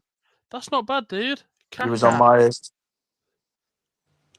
He was that playmaker that literally he could find anything for the strikers to literally run onto or anything like that. Or he can even have a top himself. Can you remember that goal that he scored as well? Unbelievable. Yeah, absolutely. No, it's Pure. unbelievable. Bad boy player. Bad. He's I a can't lie. I wish he never went to Madrid.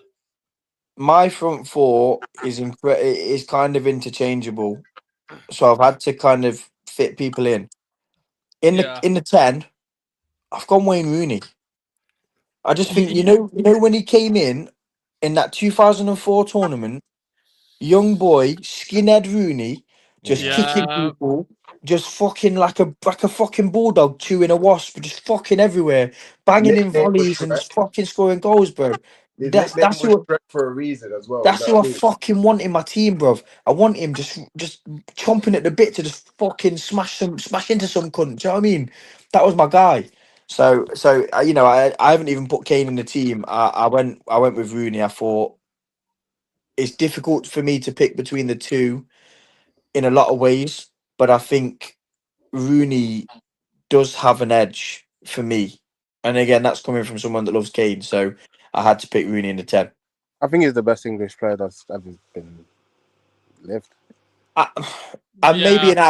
maybe in our era for certain, but you got to look at people like Gaza and stuff that we didn't really get to see as Yeah, much of. Tom But Finney, Stanley Matthews, you a know, a Charlton. lot of yeah. players that we didn't even get to see really grace the pitch. Whereas you know, for us, Rooney probably is the best. But I do think what Kane's doing is going to surpass Rooney in that vein, though. You know, he's got 80 goals. He's 10 caps away from being the most capped England player ever. 80 goals in Um, 81 games is fucking crazy.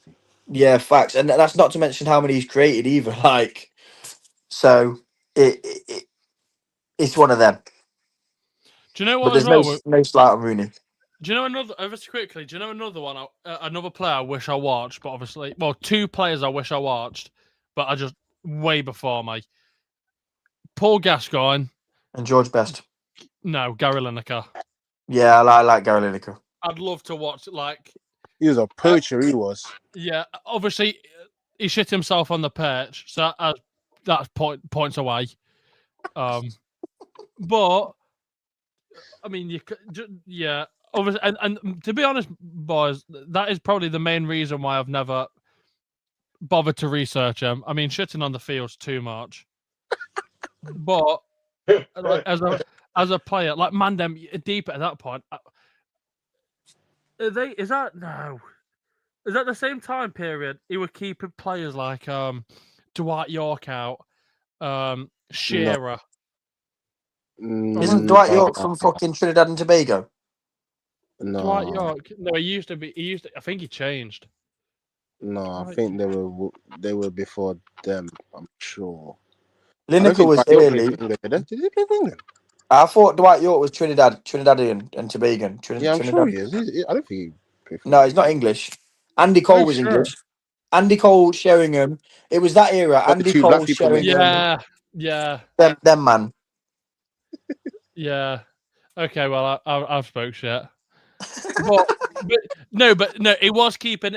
Am I wrong in saying a young Ian Wright as well? When Ian Wright was like Ian Wright, Shearer, Probably, yeah. Sheringham.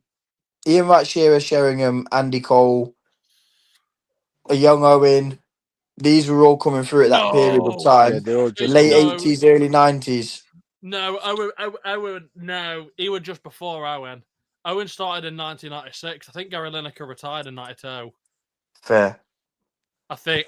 Don't quote me on that. I think, but Well, you just said Dwight York plays for England, mate, so I'm not sure we'll listen to you. Funds, talk to me. Number 10. Fuck you, Sam. yeah. Yeah. I've gone with Muller. I hear it. Yeah, I like it. Hear I it. like it. I like Top it. goal scorer, I think golden boot in the mad. tournament. Yeah, I think he was mad influential for Germany.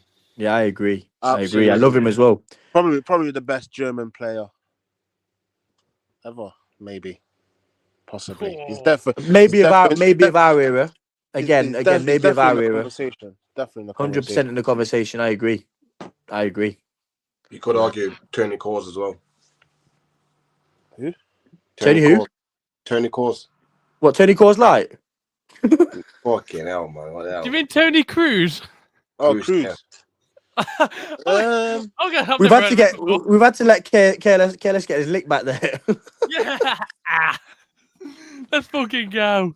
Pause. Yeah, Tony Coors Light. He's definitely in the conversation. Yeah, I've gone with Muller, man. I think he was very, very, very good player. Always reliable.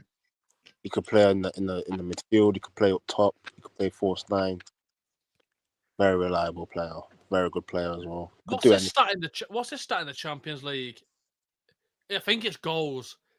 He's like within the top 10 goals of all time for like Champions League. Sure, No one talk. It's the same with Harry Kane. You see, Harry Kane's got 80 goals this season. I'm probably at this point. I'm probably Messi over Ronaldo, but a lot of people will go Messi. He's the greatest of all time because of 91 goals.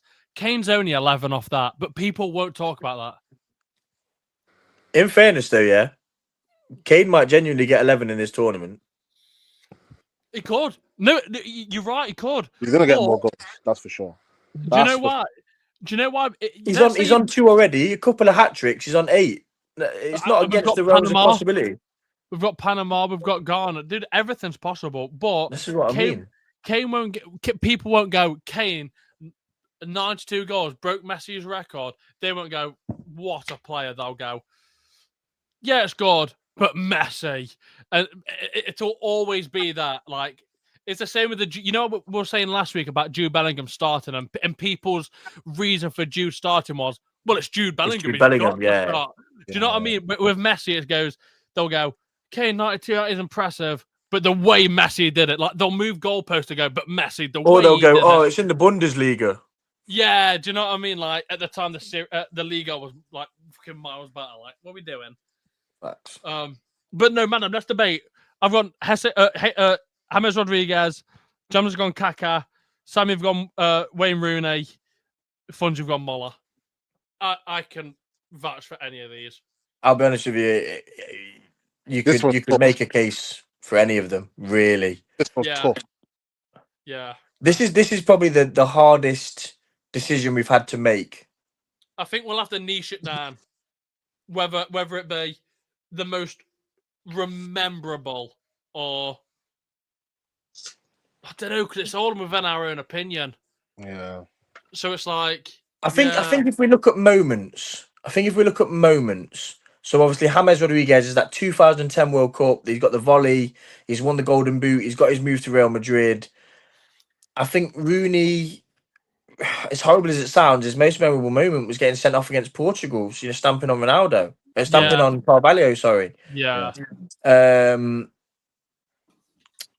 Kaká, he had moments, but were they as memorable as James? I don't think so. Do you know what? With Kaká, it's going to be tricky to think about what Kaká's done because of everyone else around him.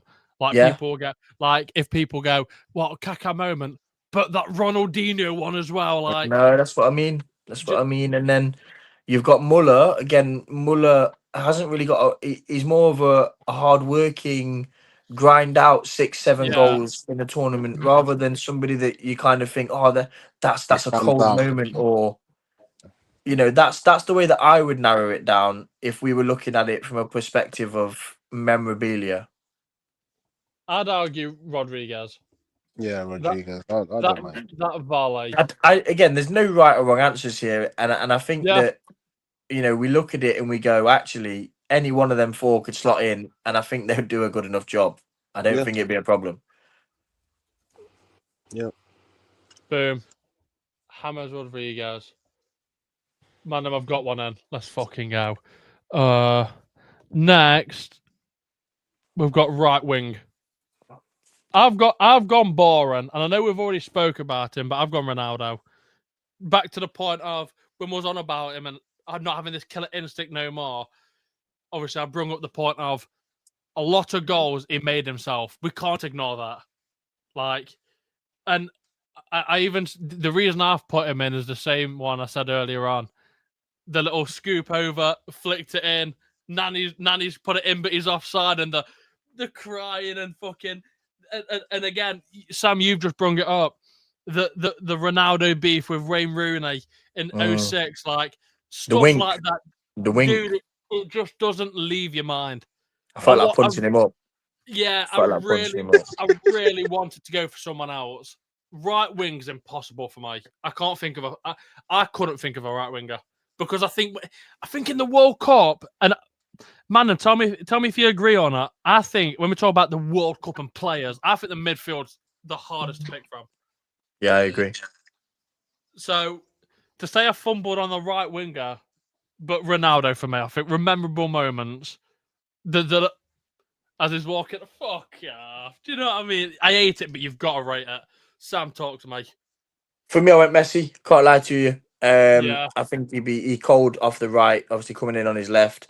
I think for me, I just remember the year that they won it, and it was against, I think it was Saudi Arabia again. I think it was, and he kind of took the ball, controlled it on his thigh, and then just caressed it into the far corner with the outside of his boot. Obviously, it won them the game 2-1. It was the first group game, and it kind of set the precedent for how they were going to progress. And it kind of announced what Messi, because a lot of people were criticizing him on the world stage. They were saying, you do it for your club, you do it, blah, blah, blah. But when we get to the big stages, you don't do it. And it kind of announced him. So I think memorable moment, massive there. And then obviously they went on to win it anyway. So Yeah. And again, I don't think people, especially with the Ronaldo Messi debate, people won't forget he won the World Cup. no.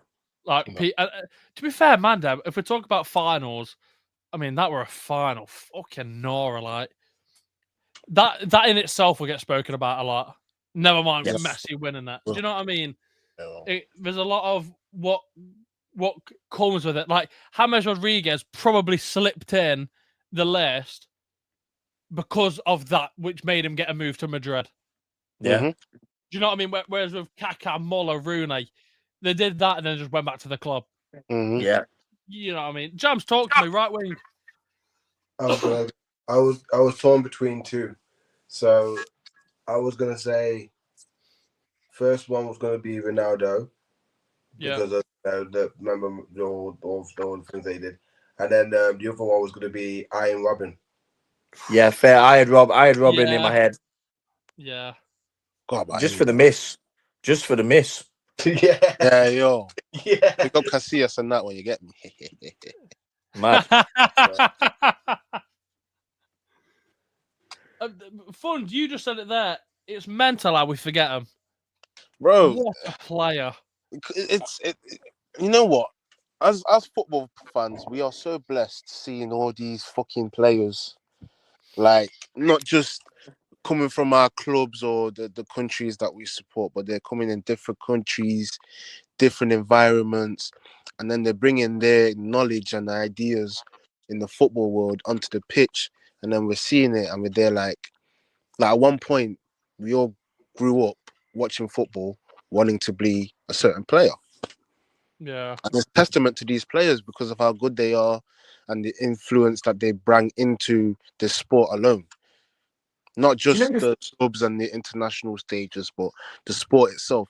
We all used to go outside and try and do a Ronaldo chop or a Messi run or a Neymar flick or a Ronaldinho flip flop or something like that. Yeah. I'll be honest, I was Yeah. sat on the 6-yard box like Van Nistelrooy, fam. I went You doing know what none I'm of these saying, bro? flip-flops. Like, You know what I mean? Are we all right? it All right, got I'm like scoring goals. I'm scoring goals, blood, yeah. It got like that. No, but do you know what's funny? Do you know what's funny for me about Robin? Yeah, you know when you like funds, you've played to an all right standard. Yeah, you know if you were to come up against a winger and you knew that winger and you knew the way he played, yeah, and you're like, well, I know he's going to cut in. I'm going to face him up. I'm going to force him down the line. Yeah, you 100%. couldn't do that. You couldn't do that Nah, to you Robin. I don't can't understand it. do that to him. You just couldn't do it to him. He Even still made it if you send work it down line, you run down line and chop. and then you'll cut back. Bro, it was actually. It's like it's nuts when you think about it. Like you look at these things and you go like that shouldn't be able to happen. That shouldn't be the way it works. Like, And do you know it what, doesn't man? make sense. Don't forget his bro, how important it was in that Champions League game against Dortmund. I mean, that goal, fucking hell. Fucking hell. Yeah, You great know, finish. like the Great way finish. to go around the defense. Not The to worst say thing it's is, an impossible shot, it but sounds horrible. Yeah, it sounds horrible, but the work for the goal was much better than the actual goal. Like it just dribbled in, Yeah, but yeah. yeah, the work he did was mad. Yeah, I was just about to say though, it wasn't an impossible goal, but just to appreciate, the player he was, to have the right amount of toe to just get it over the keeper and just roll in. Think about it. If he put any more power in that, that's more time wide. yeah. Yeah, I hear it. You Do you know scoop, what I mean? you like scoop sort of Yeah, type. yeah, Yeah. yeah. And don't forget, man, his time at Chelsea weren't horrific. Like, he was decent. No, it was all right. He won the Obviously, league there, no? Yeah, he won the league there. They went to Real Yeah. Madrid. Yeah. Was that not the 05 season? It was. Yeah, It I was the think year. It was the year that Mourinho come in and they conceded like the least 15 goals. goals. these goals Yeah. in the season. Yeah. So it was Ferreira, Cole, Terry, and Carvalho. Then you had fucking Robin and Duff. You had Drogba, Duff. bro. Fucking Jesus. But even then, Duff looked ordinary, but he wasn't a bad footballer. Like, just crazy. It's because he was around very good players, man. That's what Yeah, happens. facts. I've just got an update for people. Nothing to do with the list, but this goes to show why would you have a World Cup in USA? The France and Iraq game's been delayed. It's been delayed due by to- lightning. Yeah, and the heaviest rains have moved through. So they had the hydration break, or Are you ready? But the thunderstorm watch is still in effect until 9 p.m. Man, in America right now, it's probably it's 4:45 in the afternoon. No, but the thing is, imagine, that they've got a tournament somewhere that you can just have a random tornado pop up at any point. Like, what are you talking about, mate? And why have you not got a roof? Why have you not got a roof? Do you know what I mean? Though, why have you not got a roof, man? We can't get off track. But I mean, how fantastic is that? Funds, talk to me. Right wing. I've gone rogue guy of. I don't think he's a winger either, so that's where that's the rogue. So. I've gone Goetze. Yo. Yeah, that goal in the final. Yeah, That goal in the final. Naughty. Naughty. He's not getting in the team, but I hear He's it. not getting in the team, Yeah. but And that did get him. I had to fit him in it somewhere. Yeah, No, I hear it. I hear it. Get the World Cup as well. Yeah. Yeah. That won it for. And do you know what as well? That got him the move to Munich. Yeah, 100%. Which he did nothing with. But yeah, I hear it. Yeah, unfortunately so. I know, bless him. I look at him and Royce's careers and just think they could have been so much more. Yeah, if he just left. Yeah. Like, mind you say that, if we're talking World Cup specifically, Royce weren't amazing in the World Cup. No, he wasn't. But he was just I don't think he was ever fit. No. He was always coming off the back of an injury. It was always mad. Like, when it comes to the World Cup, I thought Shirley were better than him. Like, that Schürrle goal. That Schürrle goal when they beat Brazil 7-1 finish. oh yeah. Controlling shot, crossbar. Yeah. Oh yeah, I tell you what, my favourite ever Schürrle goal, just randomly, not even in the World Cup. Yeah, and it wasn't even anything that he did. It was that pass from Fabregas, bro. My days. And obviously, imagine me. I'm sat there. I'm a big Tottenham fan. Yeah, Arsenal, fucking Fabregas, fucking playing for Chelsea now, and he's played this pass, and I'm up celebrating, bro. I'm like, what a pass! I'm thinking, who the fuck is this guy, bro? I feel like punching his head off because he's made me do this. Do you know what I mean, dickhead? A good goal, man. No, that was quality. Let's debate. We've got a list, man. Ronaldo, Messi, Robben. Hold on, I must say, Funds, if you said Goetze in the 10, that arguably would win.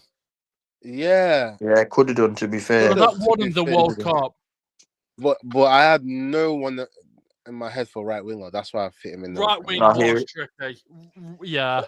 For me, I look at it and I go, is there a more memorable moment than lifting the trophy for your team? Yeah. Shout out more Arsenal, especially in the concept of if Messi does it, he's the best player ever. If he wins 2 in a row, bro, come on, dog. Do you know what I mean? Yeah. And obviously, Christian Romero will have also won 2 in a row. So Shut up. Never Shut lost. up, Sam. Never lost a final. You know what I mean? Anyway. Shut up, Sam. So we've got Messi in the right wing. I agree, especially in the concept of our if he wins, he's the best player in the world. Man, he went and won it. Ended the debate. Left wing. I found this tricky as well. I've gone Tasha Balaba. Shalabala. What a Oh, boy. Memorable moments. Memorable. Very memorable. The hardest name to pronounce, arguably one of the best goals he scored for his country. Yeah. I think that's the only goal he scored for his country, to be honest with you. No one else knows any others. Maybe so. How old is Tasha Balaba? He's like 96 now. He's retired, I'm sure. It was 2014 at Africa, wasn't it? So what are we, 2026, 12 years ago? No, so he's probably 40. 2010.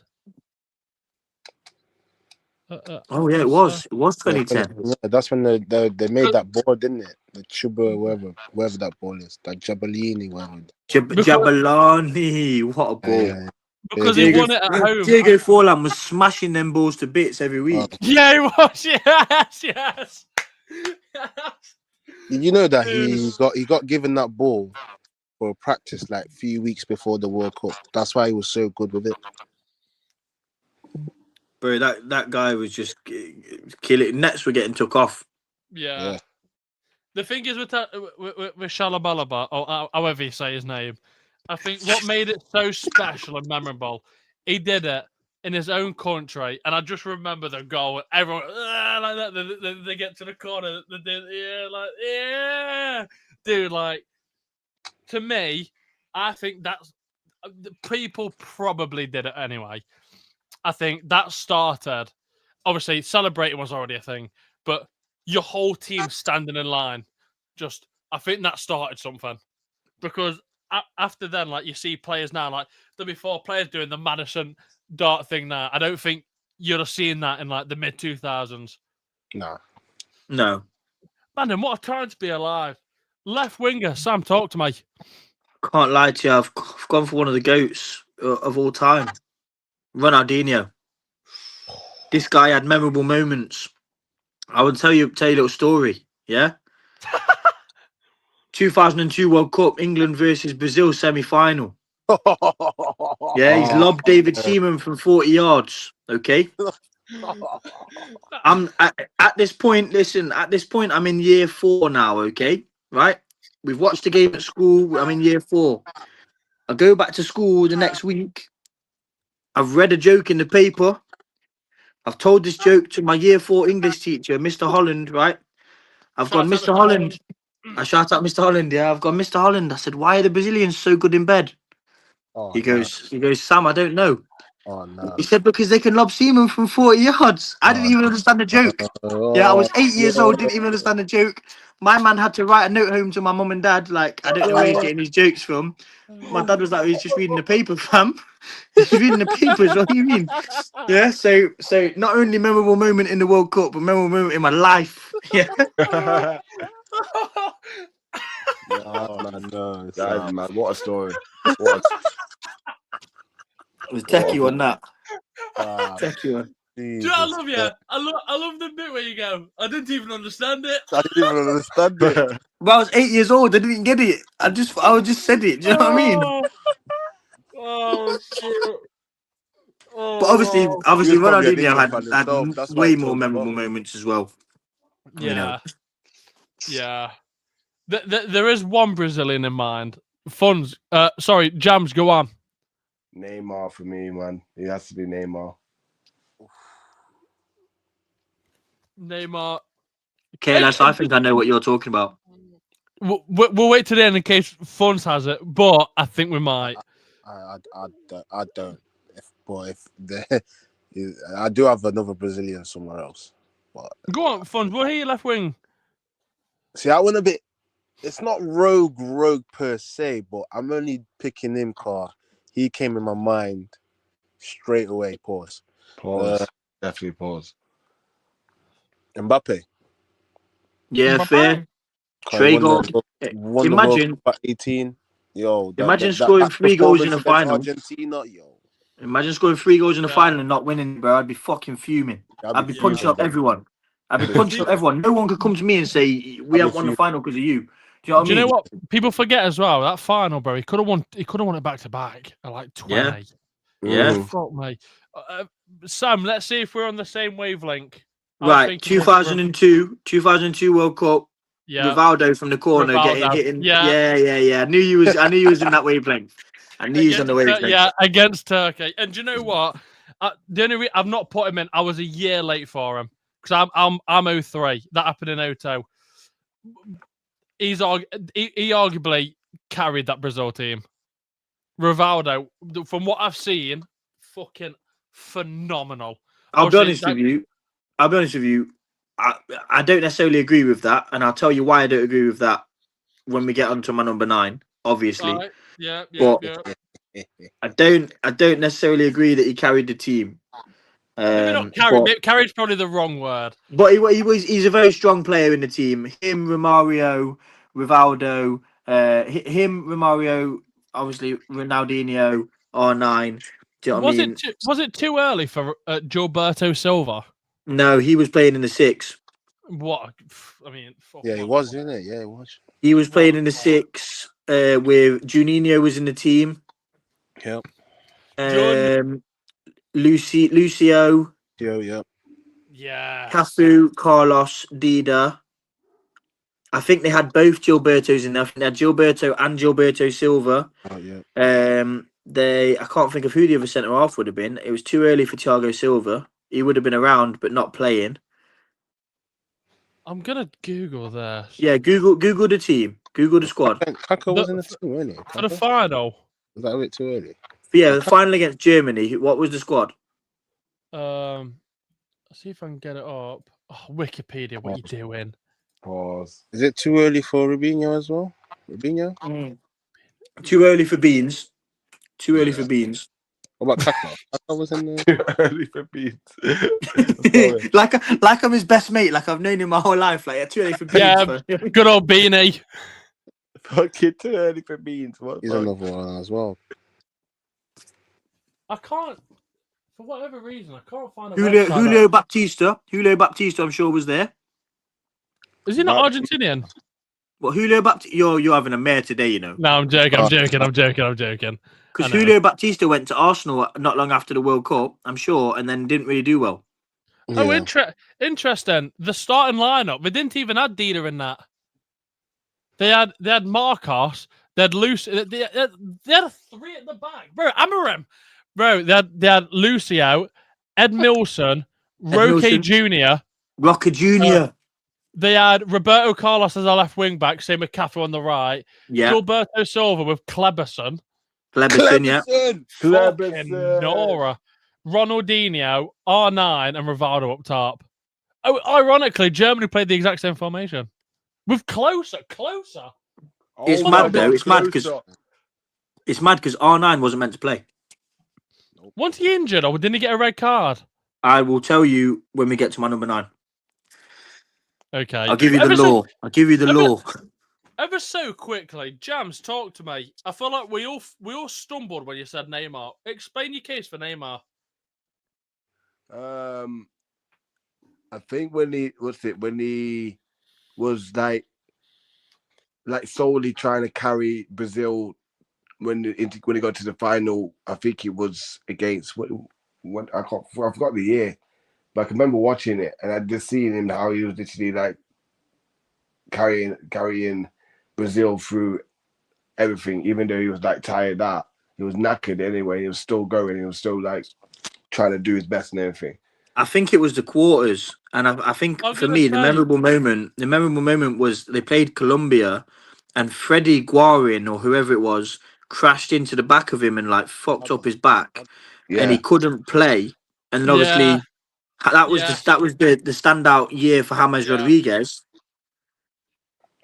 and it was like obviously Neymar. Brazil were playing really well, but then you took Neymar away, and it was like they just crumbled. Yeah. Isn't that the one where the Simpsons predicted Neymar's injury? I think so. Yeah, probably. I don't know. Simpsons have predicted loads of shit. Because it was the game after that, that's when they lost to Germany because Neymar weren't on. Yeah, they Yeah. got bot 7-1. Yeah. Oh, okay. Yeah. Then I can hear Neymar. Man, then let's discuss. We've got wow, what a distinctive names. Tasha Balabar, Ronaldinho, Neymar. Shut up. Neymar, Mbappe. I mean, let's discuss. Ironically, I'll go Ronaldinho. I'll happily go Ronaldinho all day, every day. All day. Ronaldinho. I'd Jams. I'd say Dino as well. He was just dirty one, eh? Like, fuck. Do you know For what like it was? 3-4 good years, he was the best player. Yeah, dude. Like, Him and R9 were just even if it was against us, if he did something magical, dude, and scored, you're taking your shirt off. Fucking, oh my god. Do you know for me though? Do you know for me, like obviously again we talk about World Cup, but we're not going to talk about the World Cup for a minute, yeah? One of the only players to get a standing ovation from both sets of fans in the Bernabeu at an El Clasico derby. Yeah. That's like unheard of. Yeah. Can you imagine Vinicius Junior going and getting a standing ovation in the fucking Bernabeu? It's never The new camp. It's not going to happen. Sorry, the new camp. It's not going to happen. I'd be in there with him. Fuck off! I'd be in there with him. Fuck off! I'll tell you what, my favourite Dino goal was that toe poke against Chelsea. Toe poke against Chelsea. Oh, dude, the little shuffle and then fuck off. It don't look all that, but come on, man. You're doing a shuffle in front of the best defense in English history, and then you toe poke it past your finger. Nah, man. Have you seen?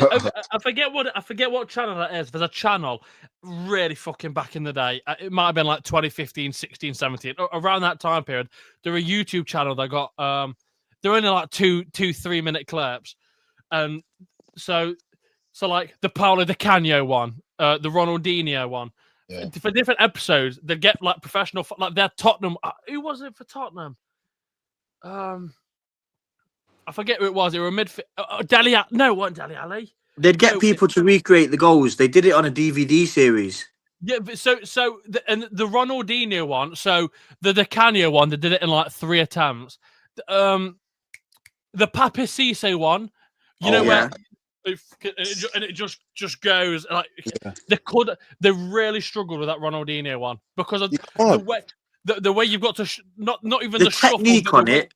The technique on it, and he meant it. You know, some people just toe punk it. He purposely did that in that way. Like, you might know that was one thing that I'll always say is obviously when you grow up in Brazil, like I'd know what that's like. But when you grow up in Brazil, I imagine that I'm in the favelas.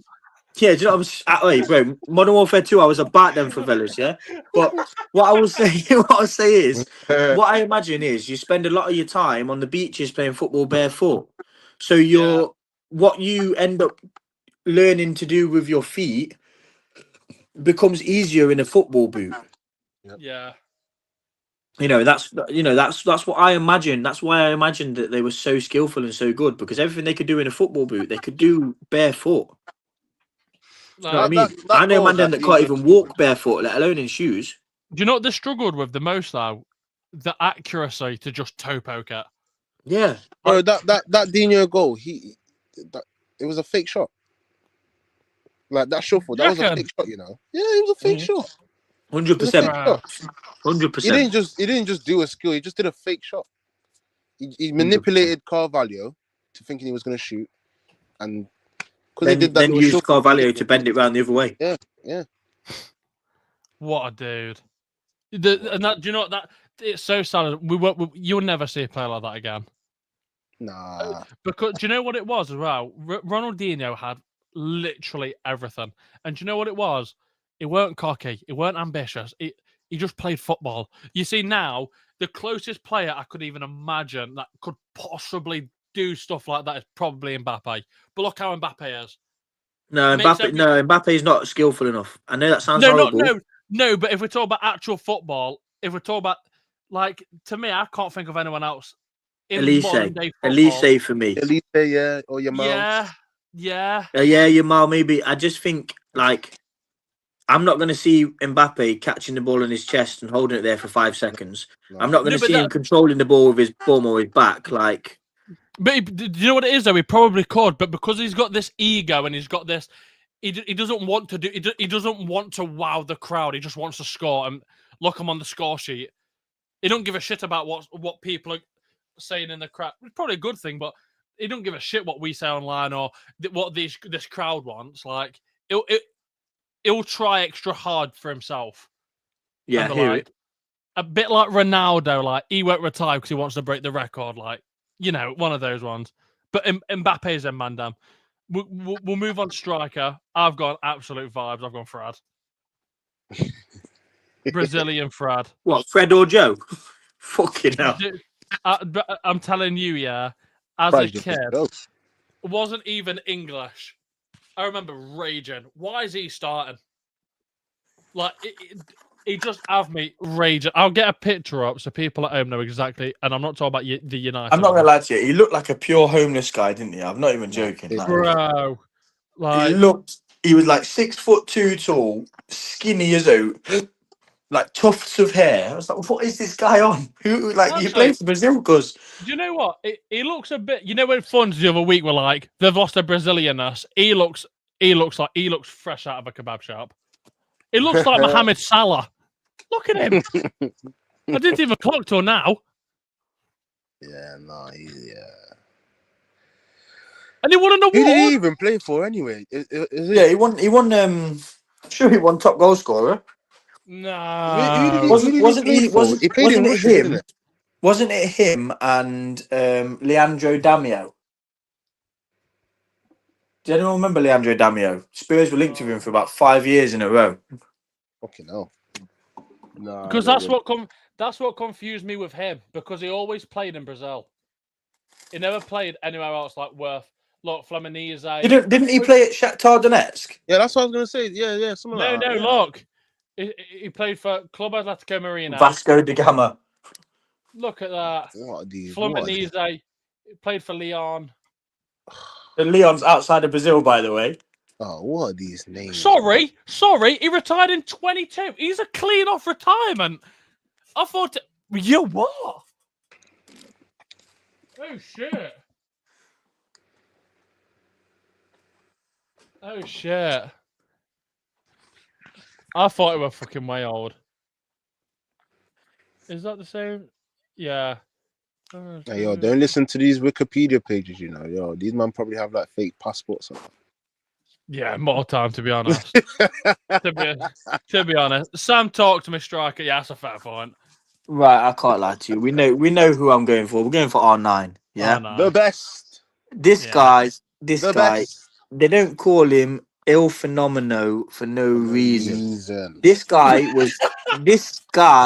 was breaking up seasoned veteran Italian defenders' legs, bruv. They were doing the stanky leg before it was even a thing, cuzzy, yeah? Yep. Right? They were wiggling legs out and stuff. They didn't know which way this brother was going. This brother was ambidextrous in the turn. Yeah? 2002 World Cup final. This guy suffered a seizure about 5 hours before the game. Doctors were like, he can't play. Man woke himself up. Don't know whether he fucking popped a snus or a set of Pro Plus or what. Went out in the final against Germany. Bagged 2. Picked up the fucking golden boot for 8 goals in the tournament. Took my man. Went and picked up the World Cup trophy and says, yo, time to go to sleep, bruv. When he wasn't really going to sleep. You knew he was going back to go party, fam. This guy was a madman. Could you imagine if this guy had the advancements on sports science and stuff that some of the strikers do nowadays, that Ronaldo's had, that Kane gets? Do you imagine if he had that and he actually had the mentality to want to play football for 20, 30 years? Bro, some of these men like Ronaldo and Ronaldinho had clauses that they could go and fucking party 3 days a week without training and then turn up. I remember reading a story from R9, yeah, and it said, when I joined Milan, Carlo Ancelotti was the boss. Carlo Ancelotti said to me, oh, you're overweight. You need to drop 15 kilograms. He said, his exact words were, did you bring me here to run or did you bring me here to score goals? He said, because the two don't align. If you want me to run, that's a different thing. I'll go somewhere else. If you want me to score goals and win you games, I'm on. Yeah? Put me in the team. This is what happens. This guy is fat, and I still believe he could break man's legs. No, mum. Yeah? I'd have to kill him if he came up against me because I'm not getting embarrassed by no one like that. Are you all right? And that haircut as well, man. Talk about like rememberable. That's what I'm saying, bro. Do you know what I mean? We talk about Beckham's haircuts. No one had the mud flap You know why he did other that? than Here? R9. You know why he did that? The No. reason he did that just so people can stop talking about his ACL. Fair. Talk about his hair instead. Fair. I'll do that to mine. No one will talk about my ACL. Do you know what though? Could you imagine if he didn't win it and he got that haircut? Yeah, man. Think how many people would go, "What you doing?" No, but like, think about the blonde highlights, Beckham and that. Like, that was all brand new back them days, isn't it? Like, Yeah, the man bun, the braids. this is what Yeah. the braids. The braids was cultural appropriation at its finest, fam. That was wild. Yeah. That was the 90s as well. No, was it? Was it early Yeah, it was. 2000s? Like Early 2000s, late 90s. That's when he just went. He was fresh off seeing Nelson Mandela, if I'm not mistaken. Yeah. Yeah. It probably inspired him, actually, to be honest. I don't think Nelson Mandela ever had braids, to be fair. No. No, but look, we can all give tips about departments we're not quite sure of. Nelson Mandela probably said, "Beckham, look, you're fantastic. What's missing in your game? Jerk chicken. Get some braids." Do you know what I mean? It probably is.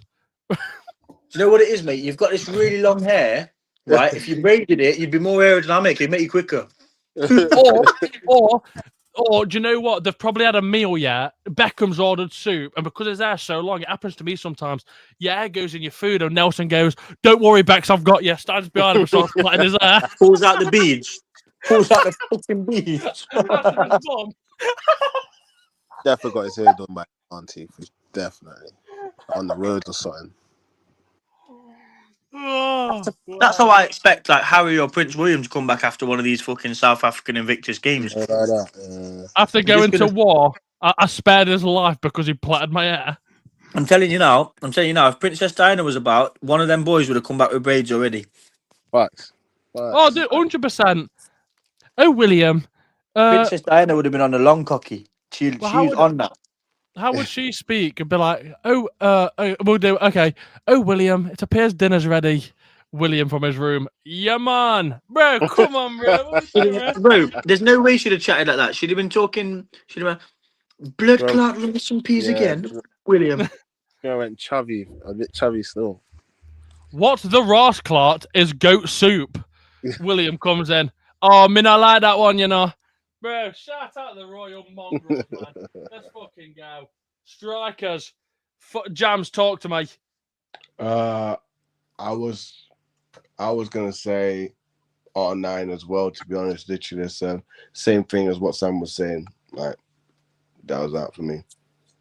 So Funch can either make it 2-2 or have his own opinion. He can either go R9 or Fred, or he can have his own opinion. Now, I think this is a close contest because Fred. No. Go on. No, there's only one in it. There's only one and the only phenomenon in it. So, Fred. Big up RB in the chat. Yeah, My dog. Yeah, big up RB up top. I like Bizzle. Yeah, man. R9. R9, yeah, he's the best for me. He's the best. Do you know, ironic, we all went Brazilian. Another Brazilian, I thought someone would at least point out Adriano. Yeah, fair. Like, Underrated, man. Underrated. Bro. Obviously, him on PES 6. Whew. God damn. Obviously, it's unfortunate. Obviously, he can't stop his dad from dying. But, like, if we talk about play for, he weren't far off R9 Adriano. No, he was not. He was no, not I agree. far off. Like, He's not far off. Do you know what I mean? Same stature, same sort of like not Haaland running, but fuck me, like there was some weight when he runs. Yeah. Do you know what I mean? He could lather a ball. You know, he was like a more 99 complete shot Hulk. power on PES 6, bro. Are you mad? Yeah. Bro, I'm telling you. Yeah, it is, RB. Yes, it is. Until Trimless gets a charger. But do you know what as well? If we're talking about R9 in 2002, what were I forget what the shoes were called. Them silver and blue shoes. The total 90s. I think. Yeah, total 90s. I had a pair of them silver and blue total 90s. I'll be real. They came in red as well. Rooney had the red ones and Arnold had the blue ones. Yeah, them blue ones. Oh, And Ronaldinho, if you remember, Ronaldinho got a pair of gold Tiempos and they came in a suitcase and then he started crashing fucking balls off the crossbar and just controlling them. I was like, bro. YouTube. I'm sure that was the first YouTube advert Yes. that reached 1 million views or something like that. Yeah. These man, these. Yeah, the T90s, bro. I told you, total 90s. They made a comeback as well, by the way. Yeah. I was wearing them for school discos and that, brother. You all right? Yeah. I had the My red flame ones. shirt Yeah, now. I had the red ones. I did. Yeah, These man. ones. Yeah, man. Yeah. I had the red ones. I did. Wow. We didn't have red in my household. Yeah, of course. You Oh did. yeah, of course, naturally, yeah, I hear of it. course. Good Rooney, yeah. It looks like his name's Trevor. What are you doing? Yo, Rooney was 30 when he was 16, bro. Mums. The only thing is, yeah, why they call he him was Shrek. bare, he's bare ugly, innit? That's But why they call him Shrek. I don't want a Yeah, pretty is that footballer. the reason why? Is that the reason they call him Shrek? Yeah, Like, I facts. don't want a pretty footballer, innit, yeah? No, no way. I want someone ugly like Rooney that's going to kick somebody and fucking just smash people to bits. I don't care. Yeah, I ain't got Nacho, but obviously, I ain't got none. Unfortunately, obviously, fuck Garnacho. Naturally, man, is obviously for striker? Obviously, I've gone Fred, but Unison, we've said. Oh, I'll put R9 in. We've said R9. Is there anyone that you think is worth a shout? Closer. Yeah, close. Yeah. Drogba, I guess. In the World Cup, I don't know. I don't remember him too tough. I'm thinking more like, strikers. I know he wasn't a striker. You could, probably left. Do you know? I tell you what, I'm going to give a memorable shout out. Tim Cahill. That one tournament that he just turned up for Australia, started banging in volleys He's against the scoring Dutch in that. bangers on bangers. Yeah. Yeah, bro. Yeah. Bangers You were are bangers Everton at on. that point as well, wasn't he? Yeah. Do you know what? A left winger, he slipped my. I didn't think about him till now. Remember Andrev Cheryshev? Oh, Yeah. The 2018 World Cup. Yeah, he turned up for them, man. Wasn't it Dennis? Was it Dennis Cheryshev? Dennis Cheryshev. Yeah. You know, goal against Ukraine, you had Iceland? Timashuk from Ukraine. Like, oh, Jesus. Like, oh, God. Like... And Arshavin in the year before he got bought for Arsenal. Arshavin, Timashuk, Yarmolenko. What happened to him? Was it the move to West Ham? Because it was decent at Dortmund. He was up. Was he not? No. He was at Everton. Yeah. He went to Everton for a bit. Yarmolenko, did he? I'm sure he did. He went West Ham. He was at West Ham as well. Mo Lenko. I got him. Yarmolenko. Shevchenko as well was a bad boy for the Ukraine. Yeah. Hernan Crespo for Argentina. Crespo. Yeah, he never played for Everton. He played for Dortmund, West Ham. And then he went, what's that? Is that the Dubai League? Oh, and then he's at Dynamo Kiev now. But for do you know what it is though, Mandem? It is so sad. Like you see, with obviously names like James Rodriguez, your Gertzes, your Cherishevs, all these players, and they just turn out Yarmolenkos. You could argue against look at Cleberson for you guys. Cleberson had a good tournament. He was bought for United and he just didn't fit in. Yeah. Forlan didn't necessarily. He didn't do badly at United, but for what they expected him to do, I like Forlan. Even Varane. Yeah. Yeah. You know, with Varane, I think the problem was you tried to play Varane and Scholes together, and they were too similar. Yeah, two. Yeah. You had to play. You needed Carrick. Yeah. Two players that didn't like running, like pinging the ball. Yeah. I wanted to There love were the challenge. Do you know what I Love mean? the There was challenge. no chance creation at all. I had someone in my head then. I can't think of who it is. Like Hendrik Larsson. Maxi Rodriguez. Henrik Larsson, what a fucking boy. Maxi Rodriguez when he went to Liverpool. Yeah. I mean that volley for Argentina. He nearly went left wing for me, and I thought, no, I can't.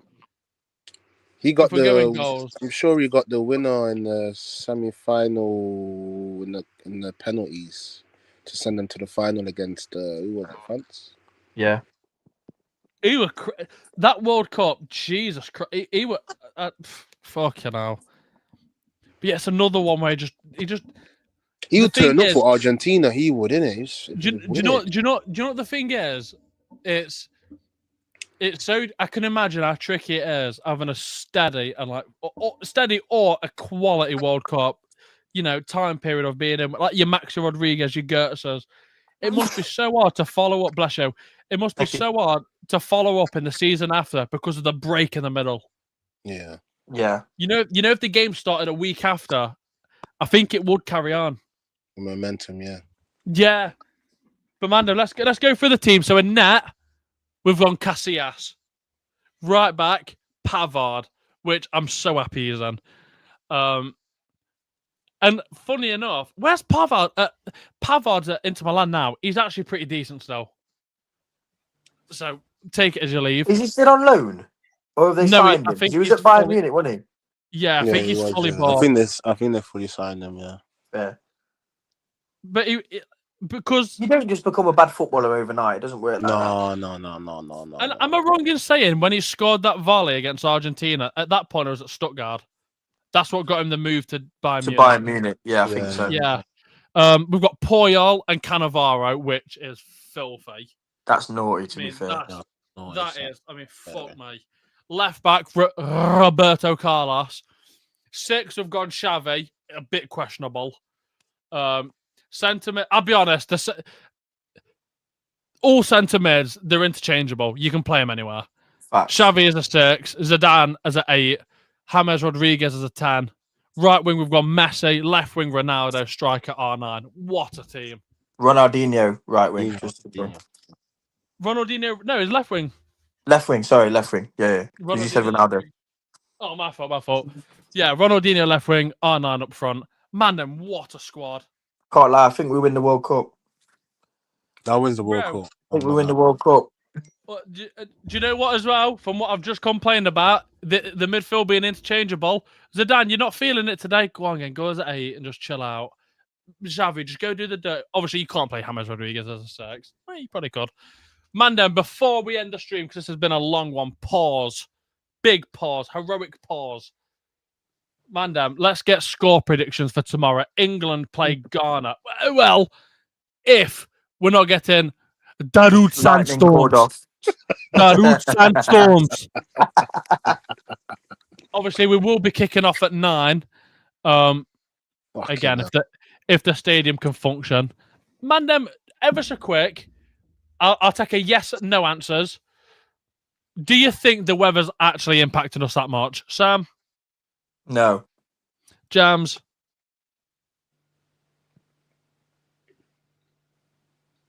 We're calling Big C is napping. Jams is nod off. Funds? If it's impacting the games. Because obviously at the start, everyone were like, our England going to cope? Shut up. Like, shut up. I mean, it is, but at the same time, I don't get how... I just don't understand how America alone, with the stadiums that they have, yes, they're not really known in the football world like that, but they've got football stadiums, bro, and Messi's playing there. Are you telling me that their facilities can't afford some sort of type of like AC or anything like that? Yeah. You know what I'm saying? So it's like it's affecting, but at the same time, they're not. They're just not helping themselves.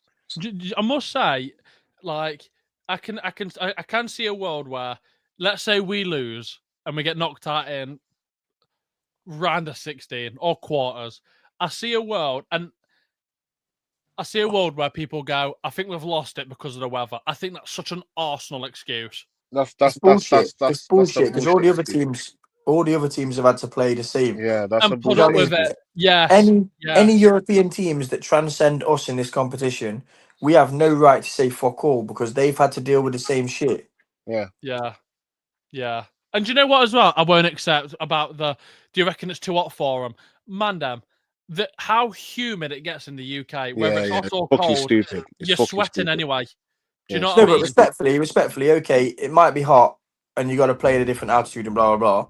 But that's why they're giving you hydration breaks, right? Not for adverts, but because they want you to refuel. yeah. You know, take your fucking your protein gels and whatever you're taking, your supplements to make you, to get your energy, your electrolytes, and all that shit back. So we got no excuse. The advancements in sports science now, there's no excuse.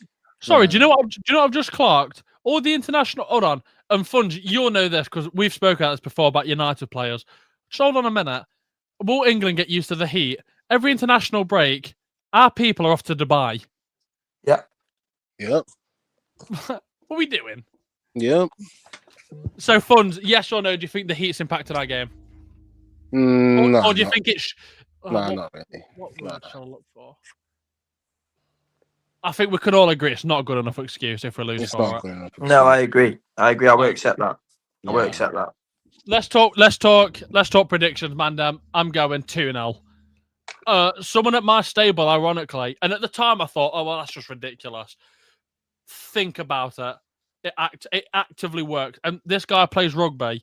He knows football. But like he couldn't name me the 11. I read him the teams we've got to play, which at this point was just Ghana and Panama.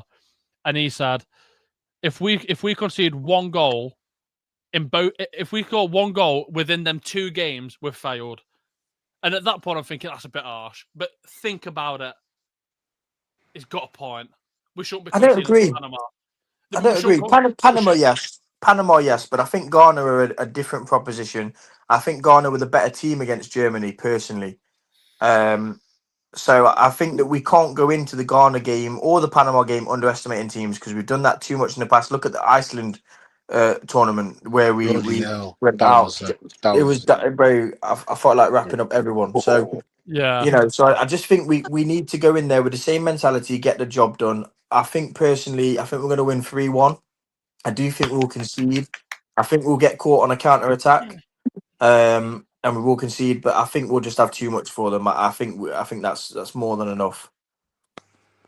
We'll try, Jams. Jams, are you awake? Nah, he's not counting that. He is. Okay. Funds, talk to me. Predictions. I didn't really watch Ghana like that, but I'll go 2-1 England because I agree with Sam. I think England will concede because the defense is still questionable. Everyone is saying that. It's not just us in the project prem. Sorry, it's everyone. Like the defense is very questionable. Like there's better players you could have picked for that defense. Yeah, agreed. Yeah, but he's gone for what he's gone for in it. But I just think in the midfield and up top, it's just gonna be too much for Ghana. I reckon. I reckon so. I agree. But he also has to start with the right wingers though. Can't lie. Gordon and Madueke is not it. He's got to start Rashford. To be honest with you, I think Madueke did okay. I'm sorry, but if we're gonna, as much as I don't rate Saka, I think Saka's better than Madueke, man. But if he's not fit, yeah. If he's not fit, we should have took him. We should have took somebody else. If he's not fit, then I hear it. I don't know why we've taken players half fit because they might not regain any sharpness or any fitness. Like that's one thing I can't fathom. Took off for you, man. And I tell you what, as well, if we're going to use, but it might be too hot for England, then you've got to start Rashford. He's been playing for Spain for the whole season. Do you know what I mean? You've got. I'm sorry, but you've got to. The same with you're arguably. If that's that's crazy. But if we're going off that metric, Jude's got to start every game. They have to. Yeah. You know what I mean? Before we do end the stream, man, obviously we've got to stay local. One last one just for funds. Colombia versus DR Congo tomorrow at 3 a.m. Oh my days, bro! Am I gonna be awake for that one? Have Colombia been doing well? Colombia. I'll try to find the last game. You know what? Yeah. I'll go 2-1 Congo. They just won 3-1. Yeah, what? Sorry. Colombia won the last game 3-1, but it was by Uzbekistan. Yeah, no, I'll go with 2-1 Congo. 2-1 Congo. Man, Yeah. This has been Project Road to the Cup. I've been joined by Sam, Jams, and Funds. Man, we're gonna be here next Tuesday, 9 p.m. as per. Other than that, man, any motivational speeches for England going in tomorrow? Like, comment, and subscribe, you pussies. Jams? Yeah. Funds? Yeah, I'm not supporting England, am I? So. And Mandem, that is the mentality we want. Mandem, we'll be back next Tuesday. Make sure to leave a like and subscribe. Mandem, have a blessed week and get lit for tomorrow.